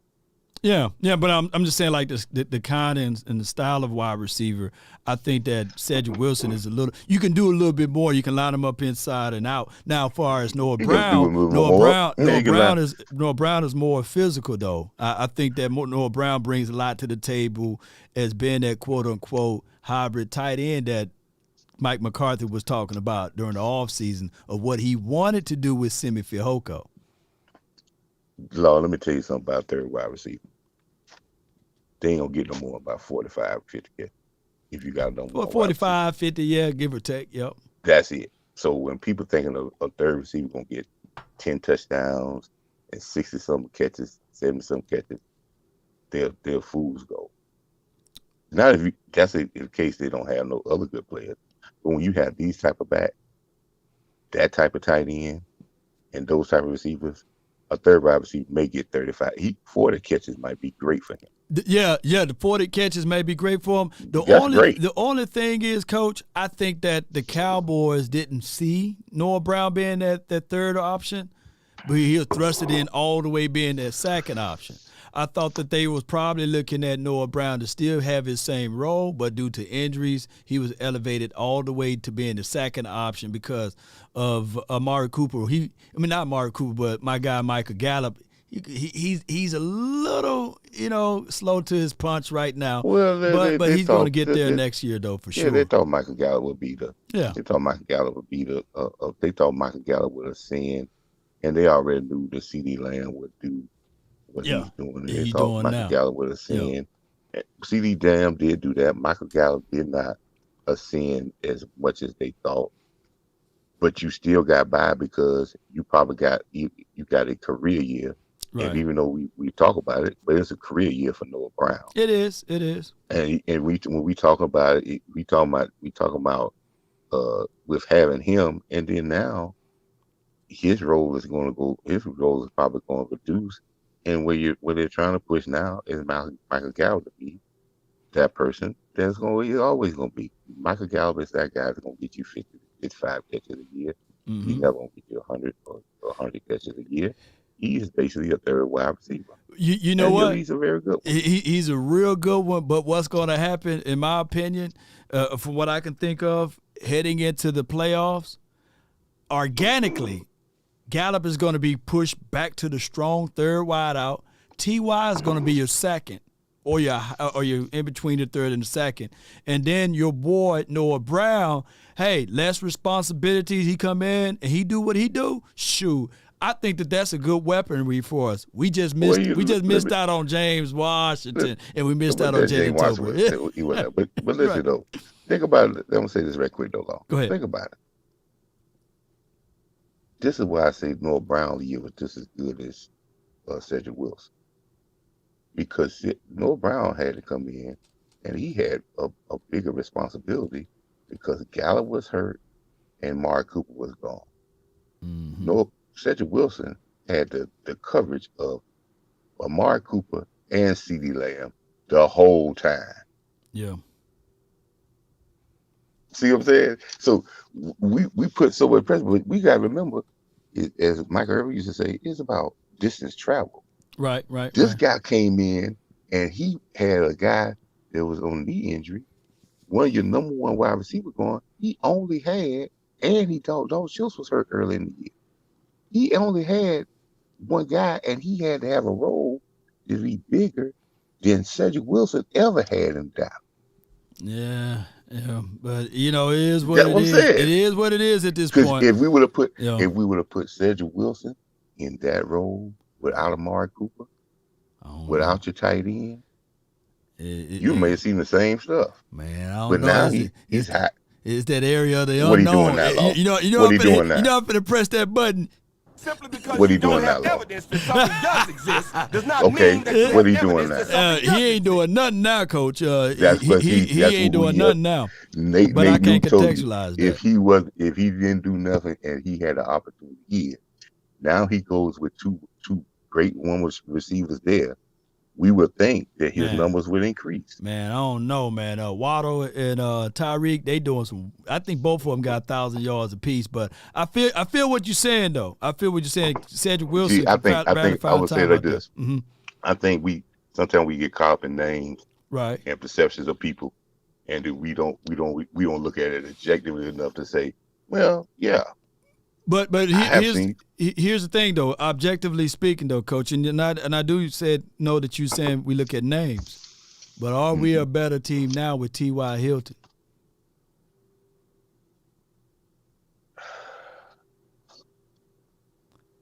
Yeah, we're better. We're better a team with T.Y. Hilton, but that's not because of Noah Brown. Right. We're a better team with T.Y. Hilton because now Noah Brown is going to be on the third and fourth option. No. Not the second option, third. That's what we got. We're a better team with T.Y. Hilton because Noah Brown was doing his job. Uh-huh. You didn't get the production out of Gallup for a second wide receiver. Okay. I feel what you said, man. So it circle back to Gallup. I think that, you know what the Cowboys need to do? Matter of fact, he got more catches. Is whatever Gallup Don't get. Noah Brown got more catches than Gallup? I think so. Let me pull up Gallup's information. But what I can say with Gallup is that now what we can look at with Gallup is he can slowly be brought back to the table and not be considered this guy that need to do it all now. So, yeah, he got more catches, but Gallup got more touchdowns. 38 reception, 414 yards, and 4 touchdowns. And about the same amount of drops. One more touchdown. Go ahead. See, I'm not jamming Gallup. Right, I'm right, just saying, right. You didn't get the production of a true second wide receiver. So you put the pressure on your third wide receiver and expectations to do more. Just like what Nate was saying in there. Mm-hmm. What do you want the team to do? You want them to blow everybody out? You want them to be dominant and win every game by 20? Or you want them to be who they are, be consistent who they are, and still win games? And you should be okay because they're playing their style and winning games. But we want to do it with style points, and that's where we get caught up in this. We got to do it fancy. But the object is, at the end of the game, to have more points. You gotta have more points than the other team. Coach, I appreciate you. We're gonna let the other caller in. But man, you've been remarkable with your stance all this year, man, and I appreciate you. Let's go get this dub keep this on week. pushing, man. I like this little new technique thing, man. Keep that going, bro. I appreciate you, man. That's Coach Marv, y'all. That's a good call from him. Cam, you're live. Cam, you got yourself muted, man. Can you hear me now, Law? Yeah, man. What's good, man? Man, Jane was good to us last night. I want to say to all the people watching, if you didn't download the app like Law told you to when he told you to go do it, then you missed out on something good last night. We had a wonderful time. Shout out to everybody that was there. Even shout out to everybody that was on the YouTube channel as well, watching it. You feel me? You didn't miss out too much on what we was talking about, but you just missed out on the party. I encourage everybody to go to JJAANN. Yes. Download it because that's where the parties get started at over there. They hosted a good show last night. Shout out to James, shout out to Law, shout out to Twin Empire and everybody that was on the show, Lady Trey, and just everybody, VIP, aka Tupac. Tupac, man. But man, Law, man, that was a great show last night. Speaking on the day, you still have people that doubt the Cowboys, and I understand why. Because they look at Dak Prescott and they see his insufficiencies as far as the interceptions. But one thing I want to talk about a guy who went to Tennessee. Okay. And when he got drafted from Tennessee, he ended up with the Colts, and his name is Peyton Manning. Peyton Manning.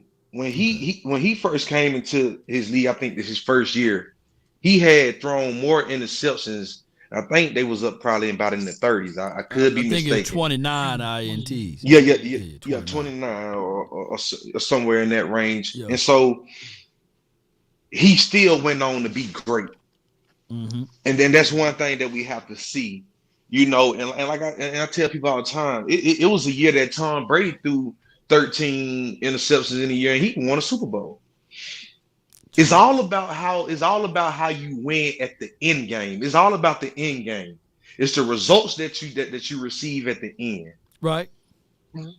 It's the results that your team sees at the end. You have to still play team ball. You can't get discouraged by those interceptions because those things happen. It's called football. Right. Those things happen. You're not like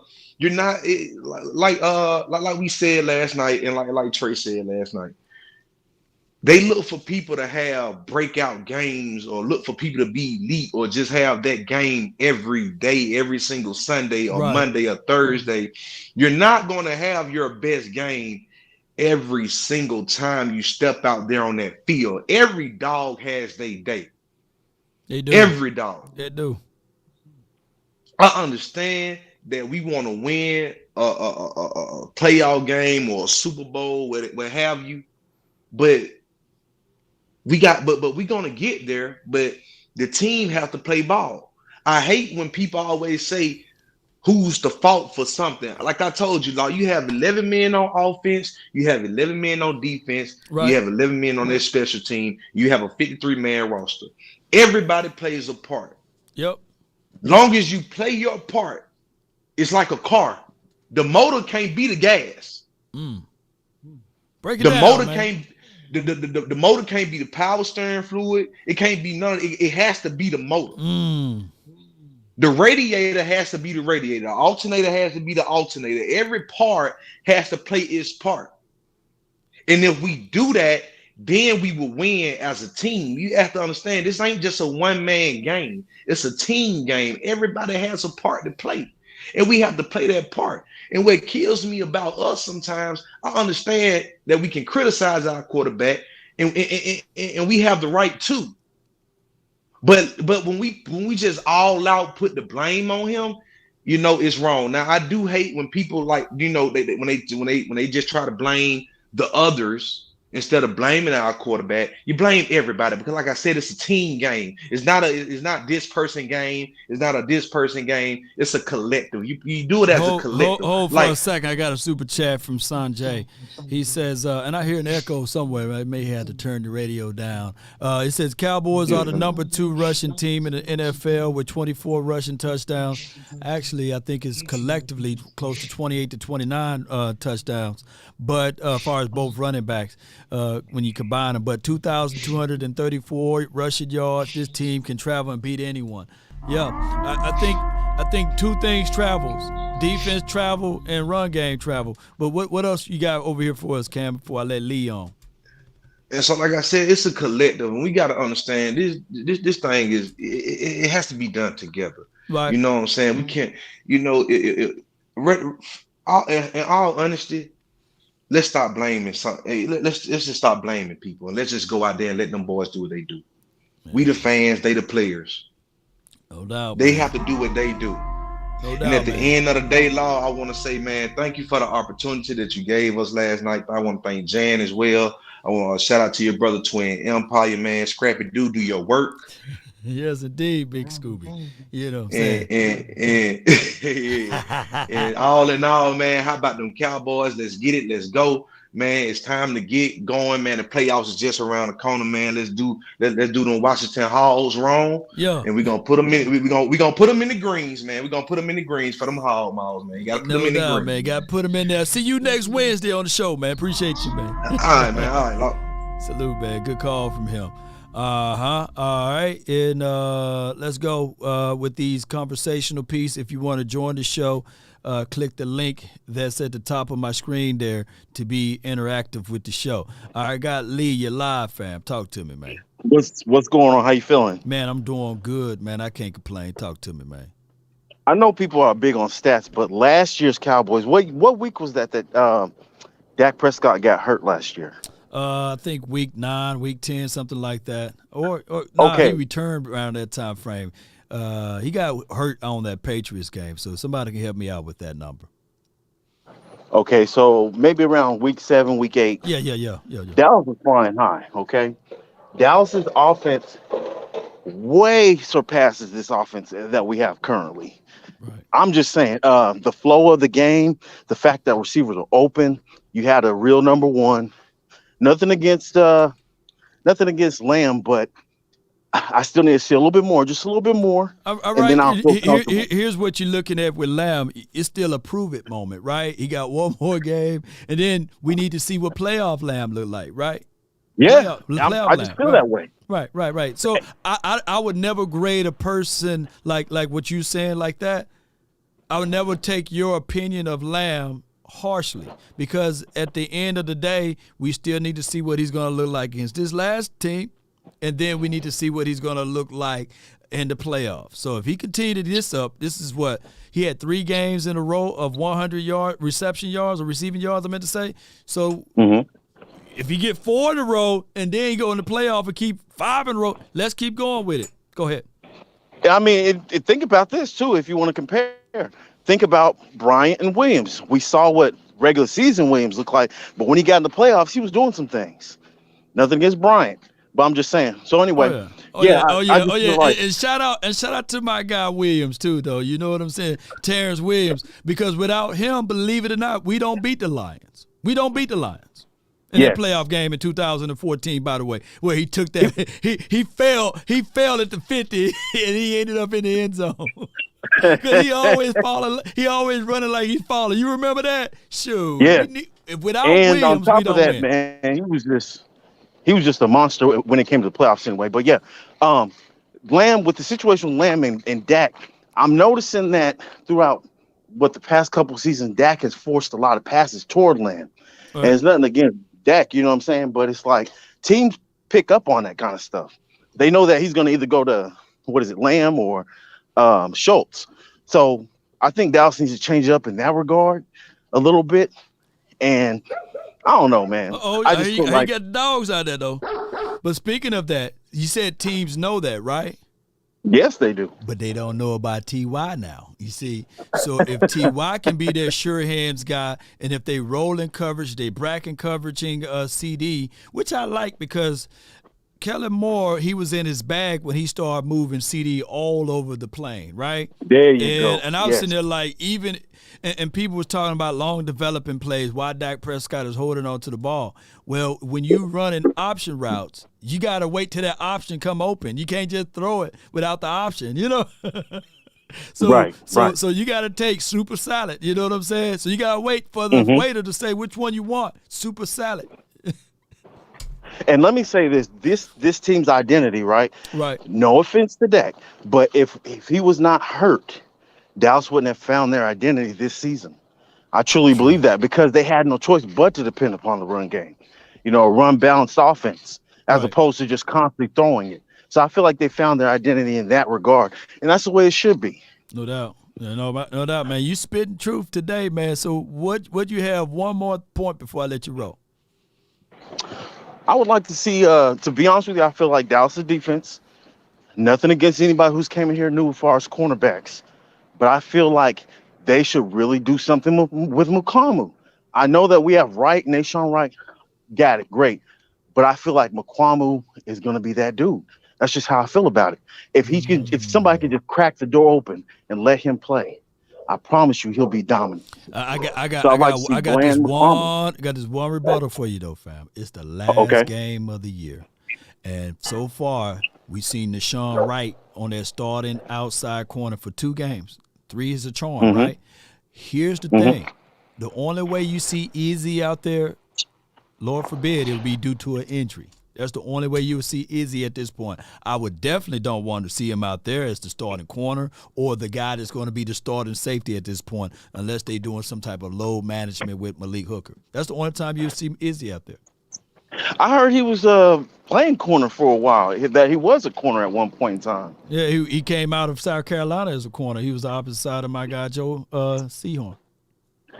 Yeah, so I mean, JC I'm just saying that guy. JC Horn, I'm a guy that goes to the eye test, and I'm telling you, what my eyes see about that guy, he's something special. So Bland, him, I saw him preseason. It was just like, okay, these dudes look like they're gonna be something, and sure enough, Bland was. So we're gonna see. Wright was okay in the playoffs. He wouldn't get his head around. I mean, not playoffs, but the preseason. He just wouldn't get his head around. Yeah. So yeah, I think that this is the thing. By them switching Izzy more to the safety role, that eliminated him for, hey, coach, I want to get back to cornerback. You know what I'm saying? Because he was the guy that felt like I'm gonna make it. When he was drafted, he would say, everybody gonna remember my name. I am the best cornerback out of this draft class. That was his word. And I said, man, don't y'all belittle the man, Izzy. Because I love every word of that, because when he said that, I felt it. That was in his heart. And then when they rolled him out, they switched him over to safety, and I got mad at it because I thought that he was a 4-3 guy. He long, he redirect, and he was a guy that's still young. Let him play, let him fight for at least what he want to be, but they didn't do that for him. So shout out to Izzy, man. He gained weight this offseason. He switched his number to 24. He had a fantastic preseason showcasing. And we seen like, hey, wait a minute, where this dude come from? And he's going to be a guy next season that I want to see more tick out of him. And one last thing, just real quick. Go ahead. If this was Bill Parcells' team, I'm sorry. Michael Parsons' hands will be in the dirt, and Williams will be left outside linebacker. That's all I got to say. Oh, yeah. Appreciate you, man. Good call from Lee, man. All right, we got my guy, Brandon. You're live. What's up, Law? Nothing to it, Chief. Talk to me, man. Hey, look, before I go, I might be a little staticky only because I'm driving and just be safe, fam. That's all we want, man. Just you to be safe, fam. Talk to me, man. I appreciate that. So look, to me, I'm gonna be honest about the defense first. To me, this should be a game where Diggs, we let him sit down. This should be a game we let Donovan Wilson, Michael Parsons, let them three in particular sit down. Okay. That's my humble opinion. I believe we got to tell KJ, look, you get this game. Nashawn Wright, you get one corner, KJ get the other corner. I just let's not mess around. Like, I know it's good to say yeah, but we possibly get the 1 seed. I want to possibly have a fully healthy team. To me, I think we should be able to win this game without them. Like, to me, that doesn't seem like a far-fetched thing to say, but I could be wrong. But to me, that's what I would do. Well, you do go up against Jahan Dotson, Scary Terry, if he's still scary, and you know how that goes. And then you're going up against Curtis Samuel, who all of those three guys, they probably playing for stats right now, nothing to lose. And you want to get some good work action, it's going to be hard to pull Trayvon Diggs off the field, man. I know coach is supposed to rule it, but you know how it is, man. These boys are very competitive. Yeah, but look. All that sounds good, so they don't want to come out the field. No, bro. Mm-hmm. Like, if it's about the team, in my opinion, Trayvon Diggs, Donovan Wilson, Michael Parsons should not even – it should be a sideline game. They should be eating sunflower seeds. Sunflower seeds. Oodles and noodles. I honestly don't even know why this is even a question. We're playing a rookie quarterback. Let's stop this Kaplan acting like, if we lose this game, it's gonna be because we didn't take them seriously, not because Trayvon didn't play or Donovan didn't play or Micah. Like, dude, we're playing a rookie quarterback, and yeah, they could be playing for stats. Yeah, they but are. they're still playing with a rookie quarterback. Like, yeah, they are. But man, and this you got to contextualize that it's a rivalry game. It's also one of those things whereas even these guys can say, well, we beat y'all last next year. You know what I'm saying? That momentum, all of that stuff goes, I kind of think of all of that, and in my mind, it's like, the Washington team going to say, hey, man, we beat y'all last. We built some momentum. Yeah, I know how rivalry works, man. I'm fully aware of that. You already know. Look. My JSU when we was I won't say the word trash. When my JSU was trash and we wasn't winning, it was two teams that I wanted to win. Southern, but most importantly, we had to beat Alcorn. I don't care if we didn't win a single game that year. We had to beat Alcorn, and all that year I had bragging rights. Said, yeah, y'all might have made it to the championship, whatever, but we beat y'all. That's how it goes, man, with the rivalry talk. You know how it goes, man. No, I understand that, but Brandon. You must be in the sticks now, though. You may be under the bridge now, Brandon. We're gonna let Trey in, man. Appreciate you, Brandon. Trey, you live. Hey. Yes, indeed. You live. What you got for the show today, Trey? Oh, nothing. I'm just laughing at Brandon as always. First is Dak. Now it's the defense. He ain't got nothing to say about Dak no more because I don't care about him throwing no interceptions. We win in games, okay? So now it's the defense. All I need everybody to do is stop y'all stuff. Why every time we play, The Dallas Cowboys. We got to do this. Ooh, y'all, get ready. Sorry commandos, y'all. Sorry as they are, they got 3 quarterbacks. Don't know which one I'm going to play. We're going to be ready for all 3. They can put all 3 of them on there if they want to. See, this is the problem. I'm sick of y'all.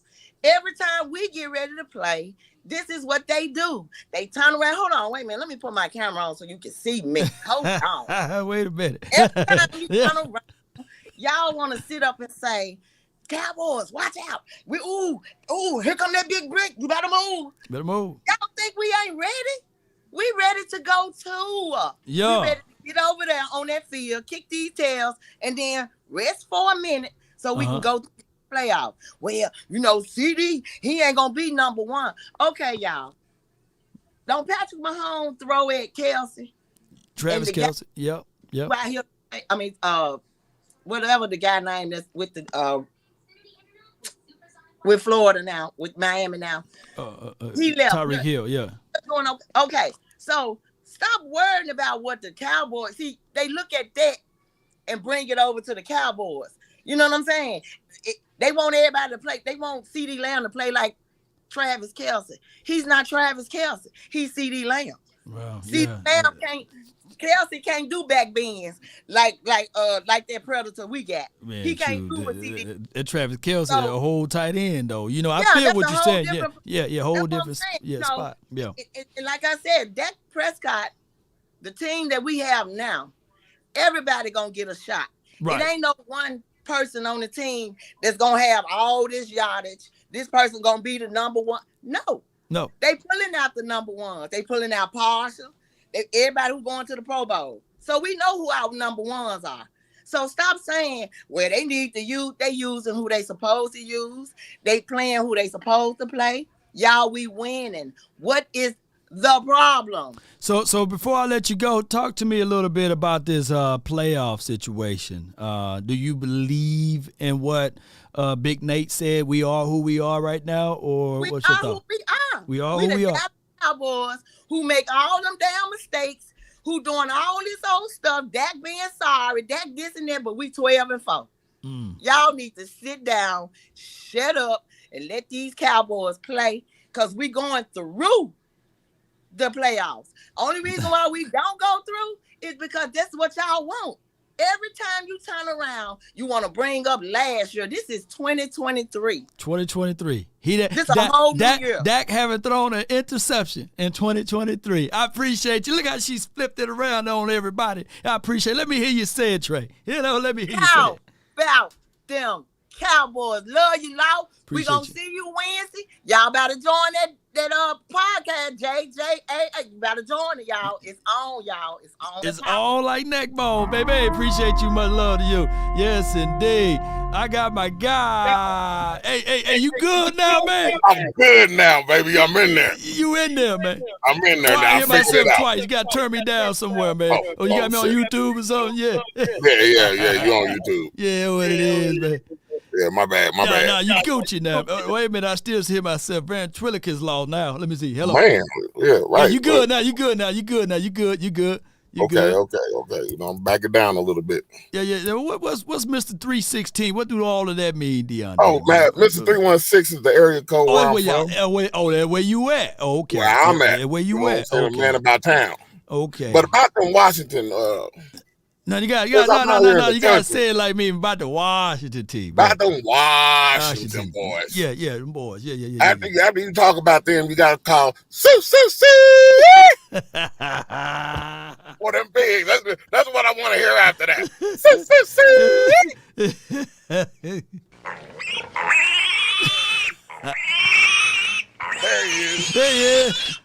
There he is. Go get them hogs, man. Yeah, get them hogs better. Which one you gonna eat? The pig leg or some pig feet? I'm going straight to the ribs, baby. The rib tips. Okay. All right. Straight to the ribs. Straight to the ribs. You can keep everything else. Give me the ribs. Oh my gosh, man. All right, so man, what you got, man? Do you want to expound on what Big Nate said? Do you want to talk about us being 0-30 in the playoff on the road? Man, you know what I'm saying? What is it? Oh, wait, not 0-30, but 30 years. We haven't won a game in 30 years. I was I Whatever was you a want. senior in high school last time we won the Super Bowl. Right. 95. So one thing I know between now and then, right, this team don't put the hand-me-down seasons on this team. Right. You understand what I'm saying? Oh, I get what you said. Yeah. Don't put the curse. hand-me-down team on this team. Yeah. You don't put the curses what happened previously on this team. I feel you, man. Yeah. This team, if you haven't been watching, this team has already proved that they not them. They not them. Okay. Back-to-back You understand what I'm years saying? with 12 so let's wins. respect this season. Yeah. And let's have fun. That's what I'm saying. Let's have fun and let these boys play ball. Mm-hmm. And God, I wish we had Bill Parcells right now because Zeke and Pollard both have over 1,500 yards rushing. I mean, no problem. Right. We'd be cruising in. We'd probably be undefeated right now if Parcells was coaching. Yeah. With this team. Yeah, it would have been. Hey, the media, they wouldn't have bullied him. The media have been scared. Mr. Parcells. They would have been treating Parcells like they treat Belichick. Yeah, they were scared to ask questions, you know. I'm just saying. I mean, that's it. But I mean, really, how about them Cowboys? How about them, man? Hey, and did you had a good time last night on the Jam? Oh, yeah. Same selfless plug though on the Jan app, but go ahead. Yes, the Jan app was off the chain. Everybody, if you ain't got to go get it, minus my little slip up. You understand what I'm saying? hey, we having so much a good time. Hey, like, you know, he got the paper there and there. He like, yeah, and yeah, man, Law, yeah, tell him, boy, tell him, boy. I said, wait a minute, what? Hey, smoke weed every day. I mean, you know what I said? You was getting lifted over there. I said, hey, man. Your brother spotted me out so quick, boy. He was on me. He was on me. He was like. You're like, whoa. Yo, what you doing? He's like, man, I know about this Jan Kush, man. It's gonna be the Jan Kush app now where you can just reach out to people. That's gonna have to be the Kush episode. that was out in the garage. You know what I'm saying? You guys. Oh my goodness, man. Let me hear you say it one more time. How about them Cowboys? How about them Cowboys? Yes, indeed, man. That's my guy right there, man. Oh my gosh, man. Uncle Dave, man. That shot had you right, didn't it? Am I on? Hold on. You're live. Let me get it. Drop the sound bite. Drop the sound bite. Oh, I got you over here.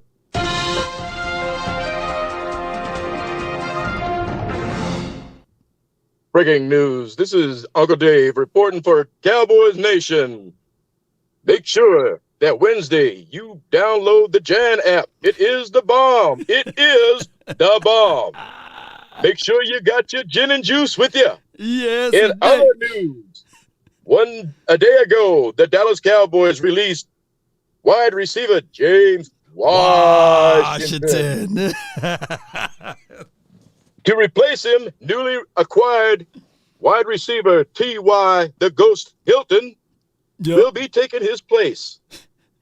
For more on this developing story, let's go to Law Nation. Law, back to you. Well, I appreciate you so much, Uncle Dave. That was a great report, man. With the camera shaking, they gave us all it was like impactful news, man. It felt like, hey, grand breaking news. You know what I'm saying? So I appreciate you so much. Now, since that James Washington is gone, and then we got to play against the Washington team, it missed out on the opportunity for me to say James Washington scored on the Washington team. But it is what it is. But now we got T.Y. There's no alibi. You know what I'm saying? Hilton, that's going to be able to get things going for us, man. I appreciate you, man. Have you recovered? Have you recovered from last night, man? From 3 back-to-backs, man. That was nothing. That was like Kool-Aid. That was nothing. So you poured Kool-Aid in yours. No, it wasn't no Kool-Aid. Come on, man. Come on now. Oh, man. I showed you what it was. Oh, my gosh, man. Moonshine. I got some primo Russian vodka. I mean, I wasn't going to mess with that because that definitely would have knocked me out. That definitely would have knocked me out. Man, But I heard in Russia, man, the ladies got chest hair, so I wouldn't want to drink that, man. You know. I don't believe that. Well, let me get off of here. Let me see if I can get some more information. But I'll get back with you later on. But I'll try to catch you Wednesday. Make sure you guys download that app. Jan app, man. I was kind of frozen up because it depends on the situation. Well, where I'm at in the house, sometimes it'll be smooth and other times it'll break out. No doubt. Other than that, before you go, we going all the way? Hold on. Before you go, the Super Bowl is at your home state. Is that correct from my memory? This year? That is correct. Okay. Just get ready and be prepared. If the Cowboys make it all the way to the Super Bowl, just know that you finna have kin folks coming over that way. You know what I'm saying? Just want to let you know, man. Appreciate you. Believe that. Yeah. Let me hear you say it now. I went to 30. Yeah, I went to Super Bowl 30 when it was here. Yeah, so I went to that game. I got there kind of late. I got there like the middle of the second quarter. Right. Got there about the middle of the second quarter because the traffic trying to park in that area, it stinks. So if you're going to get there, if you're going, I mean, if we get there, which I'm hoping and praying, right, that we do, you got to get there early and find you a parking space and find it close because you might be parked 20 miles downtown. You got to take an Uber to go up and get up in there. I'm telling you, it's going to be wild. It's going to be wild down here. No doubt, man. That being said, how about them Cowboys? I'm out. Appreciate you. That's news top of the morning, man. Or top of the evening now. Hey, the last caller of the day, man. We got VIP. Wait a minute, I can't hear you. Oh, there you go. Hey, it's VIP, baby. Law. Yo, everybody download that Jameson app. I had fun last night, Law, but I have to tell you, at 10 o'clock, I have to chime in. Me and my son do a workout routine and book reader before bed. So, that's the most important job I have, Law. So I love you. I love you that much, though. My kids come first. Yeah. The kids come first, man. Kids come first. I feel you on that, man. But I really enjoyed it, Law. I love that. I love to see my people. I love the vibe. I love it, Law. Keep that vibe up. I called in. I was on the call wall.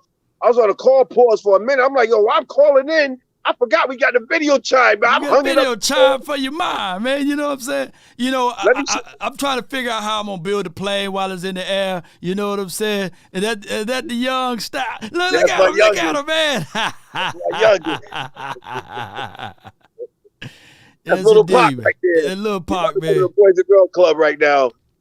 Okay. The legacy continue, man. Yes, sir. But continue. I definitely want to chime in on a couple of things before I get out of here. I got to bring him to his basketball. But Law, I want us to have 200% confidence in our team. Right. I know we've been doing a little rocky road to get to the playoffs, but now the playoffs are here.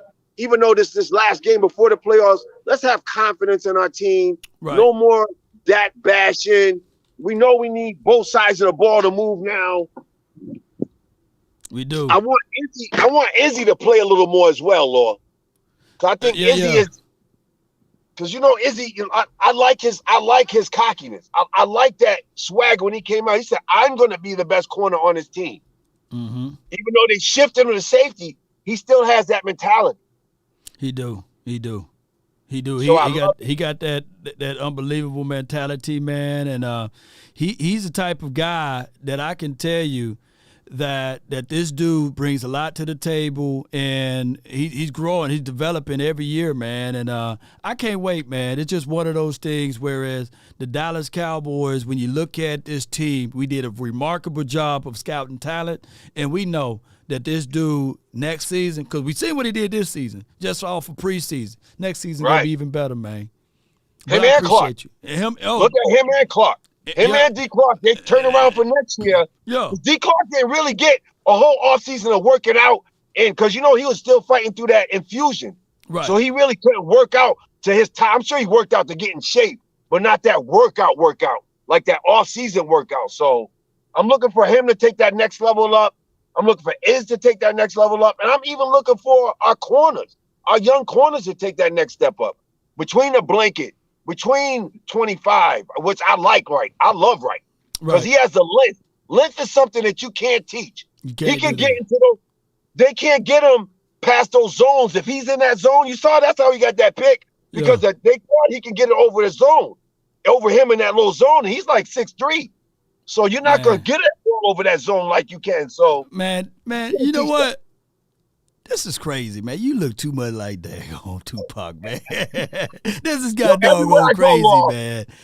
I promise you, you done cause people to have wreck and everything, dog. For real, though. I can't even keep myself. I'm trying to sit there like, man, they say, Law, man, you know, you look like James Harden. I don't look like James Harden. James Harden look like me. But, man, you is Tupac right now, man. You know? I'm troublesome, Law. Troublesome, man. They fear me in physical form, Law. Let it be known, man. Yeah, you know. All right, man, let me hear you say it, man, before I let you up out of here, man. How about them Cowboys? Let's go, Law. I ain't a killer, but don't push me, baby. Yes, indeed, man. That's Pac, man. Oh, my gosh, man. This stream, man, is remarkable, man. I thank everybody for tuning in. Oh, my goodness, man. This dude, like literally, you know, I'm 11 years older. I'm 11 years older than James Harden. So that's why I say, man, hey, James Harden look like me, you know. But that dude, he looked just like Pac, man. and I had people hit me up, man, and say, Law, you look more like James Harden than James Harden because he got his braids or what have you in his hair. But, man, that dude looked just like Pac, in my opinion. But Sonny said he looked nothing like Pac. Well, I don't know, man. Y'all run a poll, man. He said he don't look nothing like Pac, but I don't know, man. Yeah, I don't know, man. He looked more like Pac than the dude that played Pac in the movie. Right or wrong. If my guy know how to act, they'll be like, yeah, man, hey. You know what I'm going to do? I'm going to send his picture over there to Jada Pickett. Let her pick out and see whether or not that's Pac. I bet you she would say, Will Smith, I'm leaving you now for sure. You know, and I don't want, hey, Will, don't tell me to keep your wife's name out mouth. You know what I'm saying? Don't do me like that, Will. Shout out to Will, man. Yes, indeed. No, the dude in the movie looked like Pac. Yeah. We don't know, man. We had to run a poll, man. Which one, though? It made several documentaries out there, by the way. But Ambition of a Rider. No doubt, man. Y'all check out other content creators that may be live right now all over the globe, man. Y'all be sure to hit them up. I'm about to bounce like a basketball. I think that's my guy, the Volume, Skywalker, A to Z, Vach Lombardi, Boss Cowboy, Big Game James, anybody, man. Simons, man. Shout out to him, Mark Holmes. We got a lot of Cowboy content creators, My Cowboy Family, Cowboys Report, you know, everybody, even the .coms, y'all check them out, man, as we continue to grow. Because this is what we do, baby.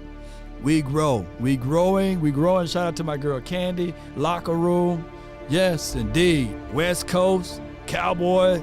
Yes. It need to be an East Coast Cowboy out there too, man. You know, South Cowboy, and we need a North Cowboy. That'll be dope. Somebody create those handles. Let's go, Cowboy Nation. The name is Law Nation. And on my way out, I really appreciate y'all so much for rocking with me.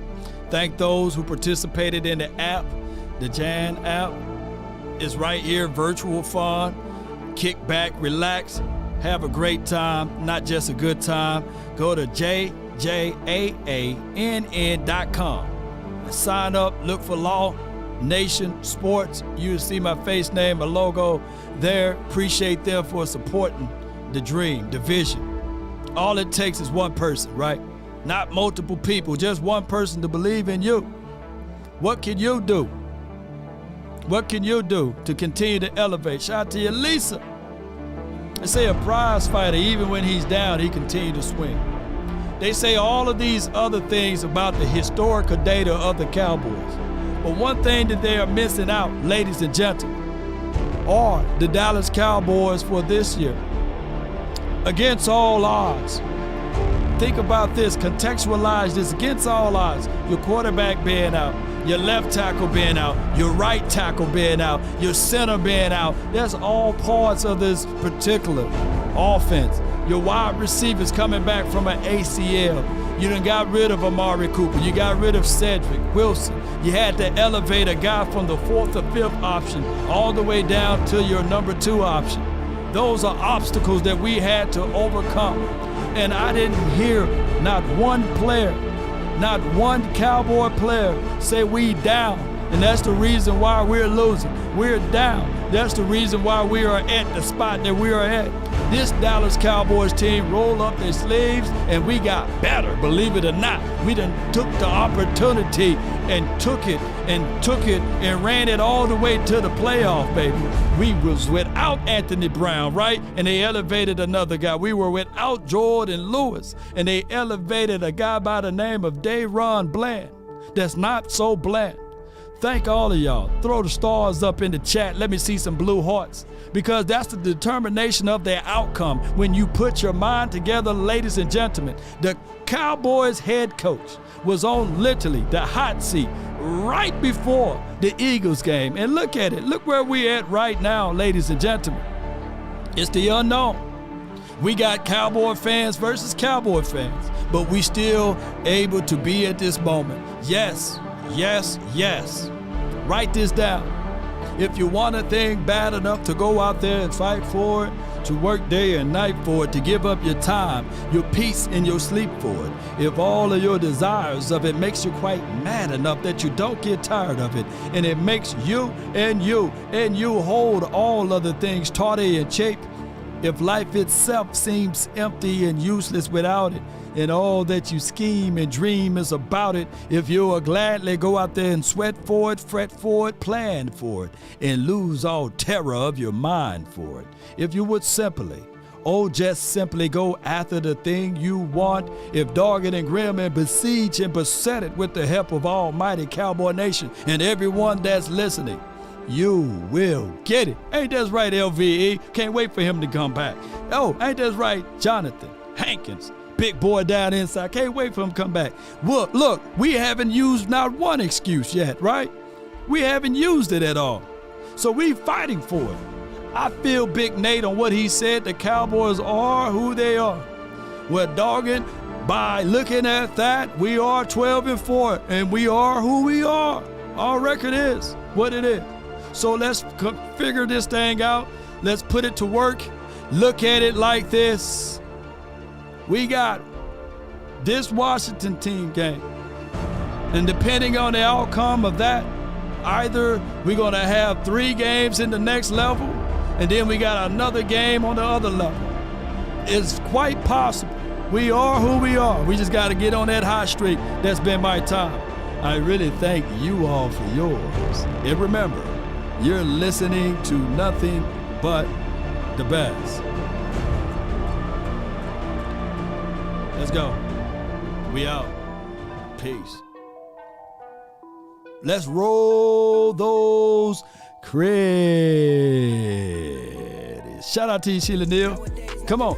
Sonny for the 100 stars. Appreciate you. Come on. We are who we are. Come on. We're a winning team. According to the record, we are a winning team.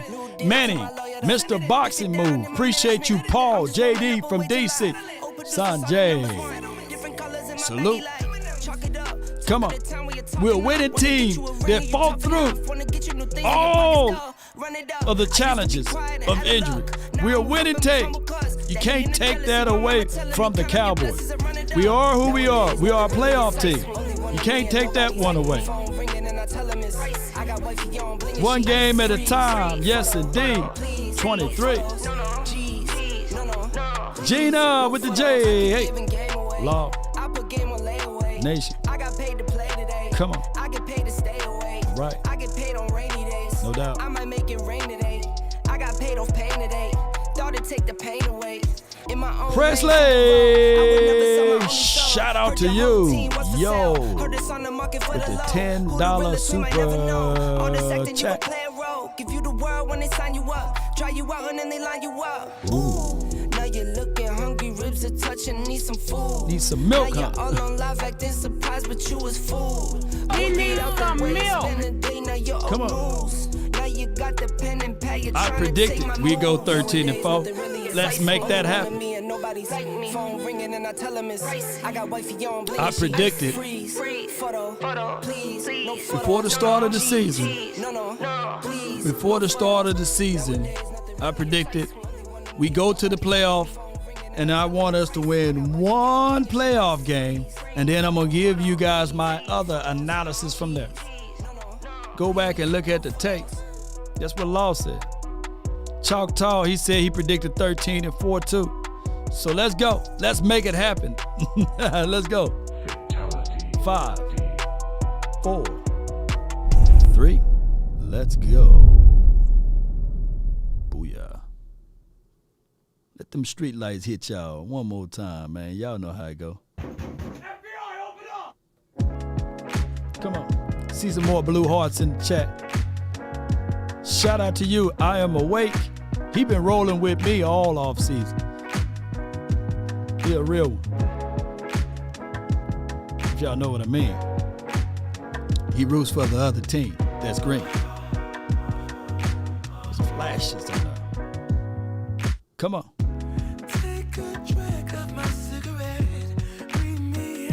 Steadios. Holly, thank you.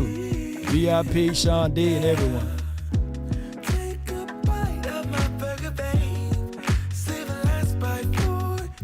Lisa. One love. Don't let the street lights hit you all alone. VI Cowboy. Trey. Shout out to you. AJ. That's my guy right there. Come on.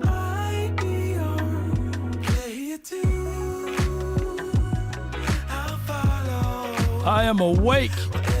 Is a Cowboy fan. This is from Presley. Yes. In the hearts of heart. You peel that green back. You see that Cowboys blue all over. Let's go. Appreciate you for the super chat. Another one. Come on.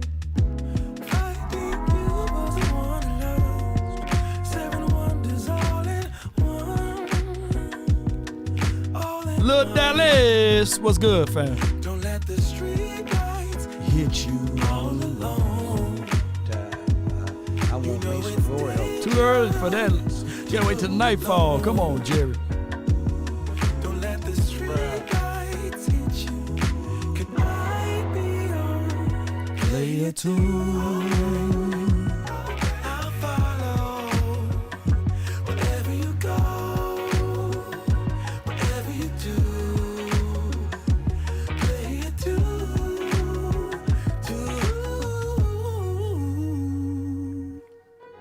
If a paper crane can fly, then forever doesn't feel that far. So far, so far. If a paper crane can fly, then forever doesn't feel that far. Shout out to Sadiq. Shout out to everyone. So far, So far. If a paper 13-4. fly on, fly on, fly on, fly on, fly on. Watch this. You merely adopted the dark. I was born in it. I like this one though.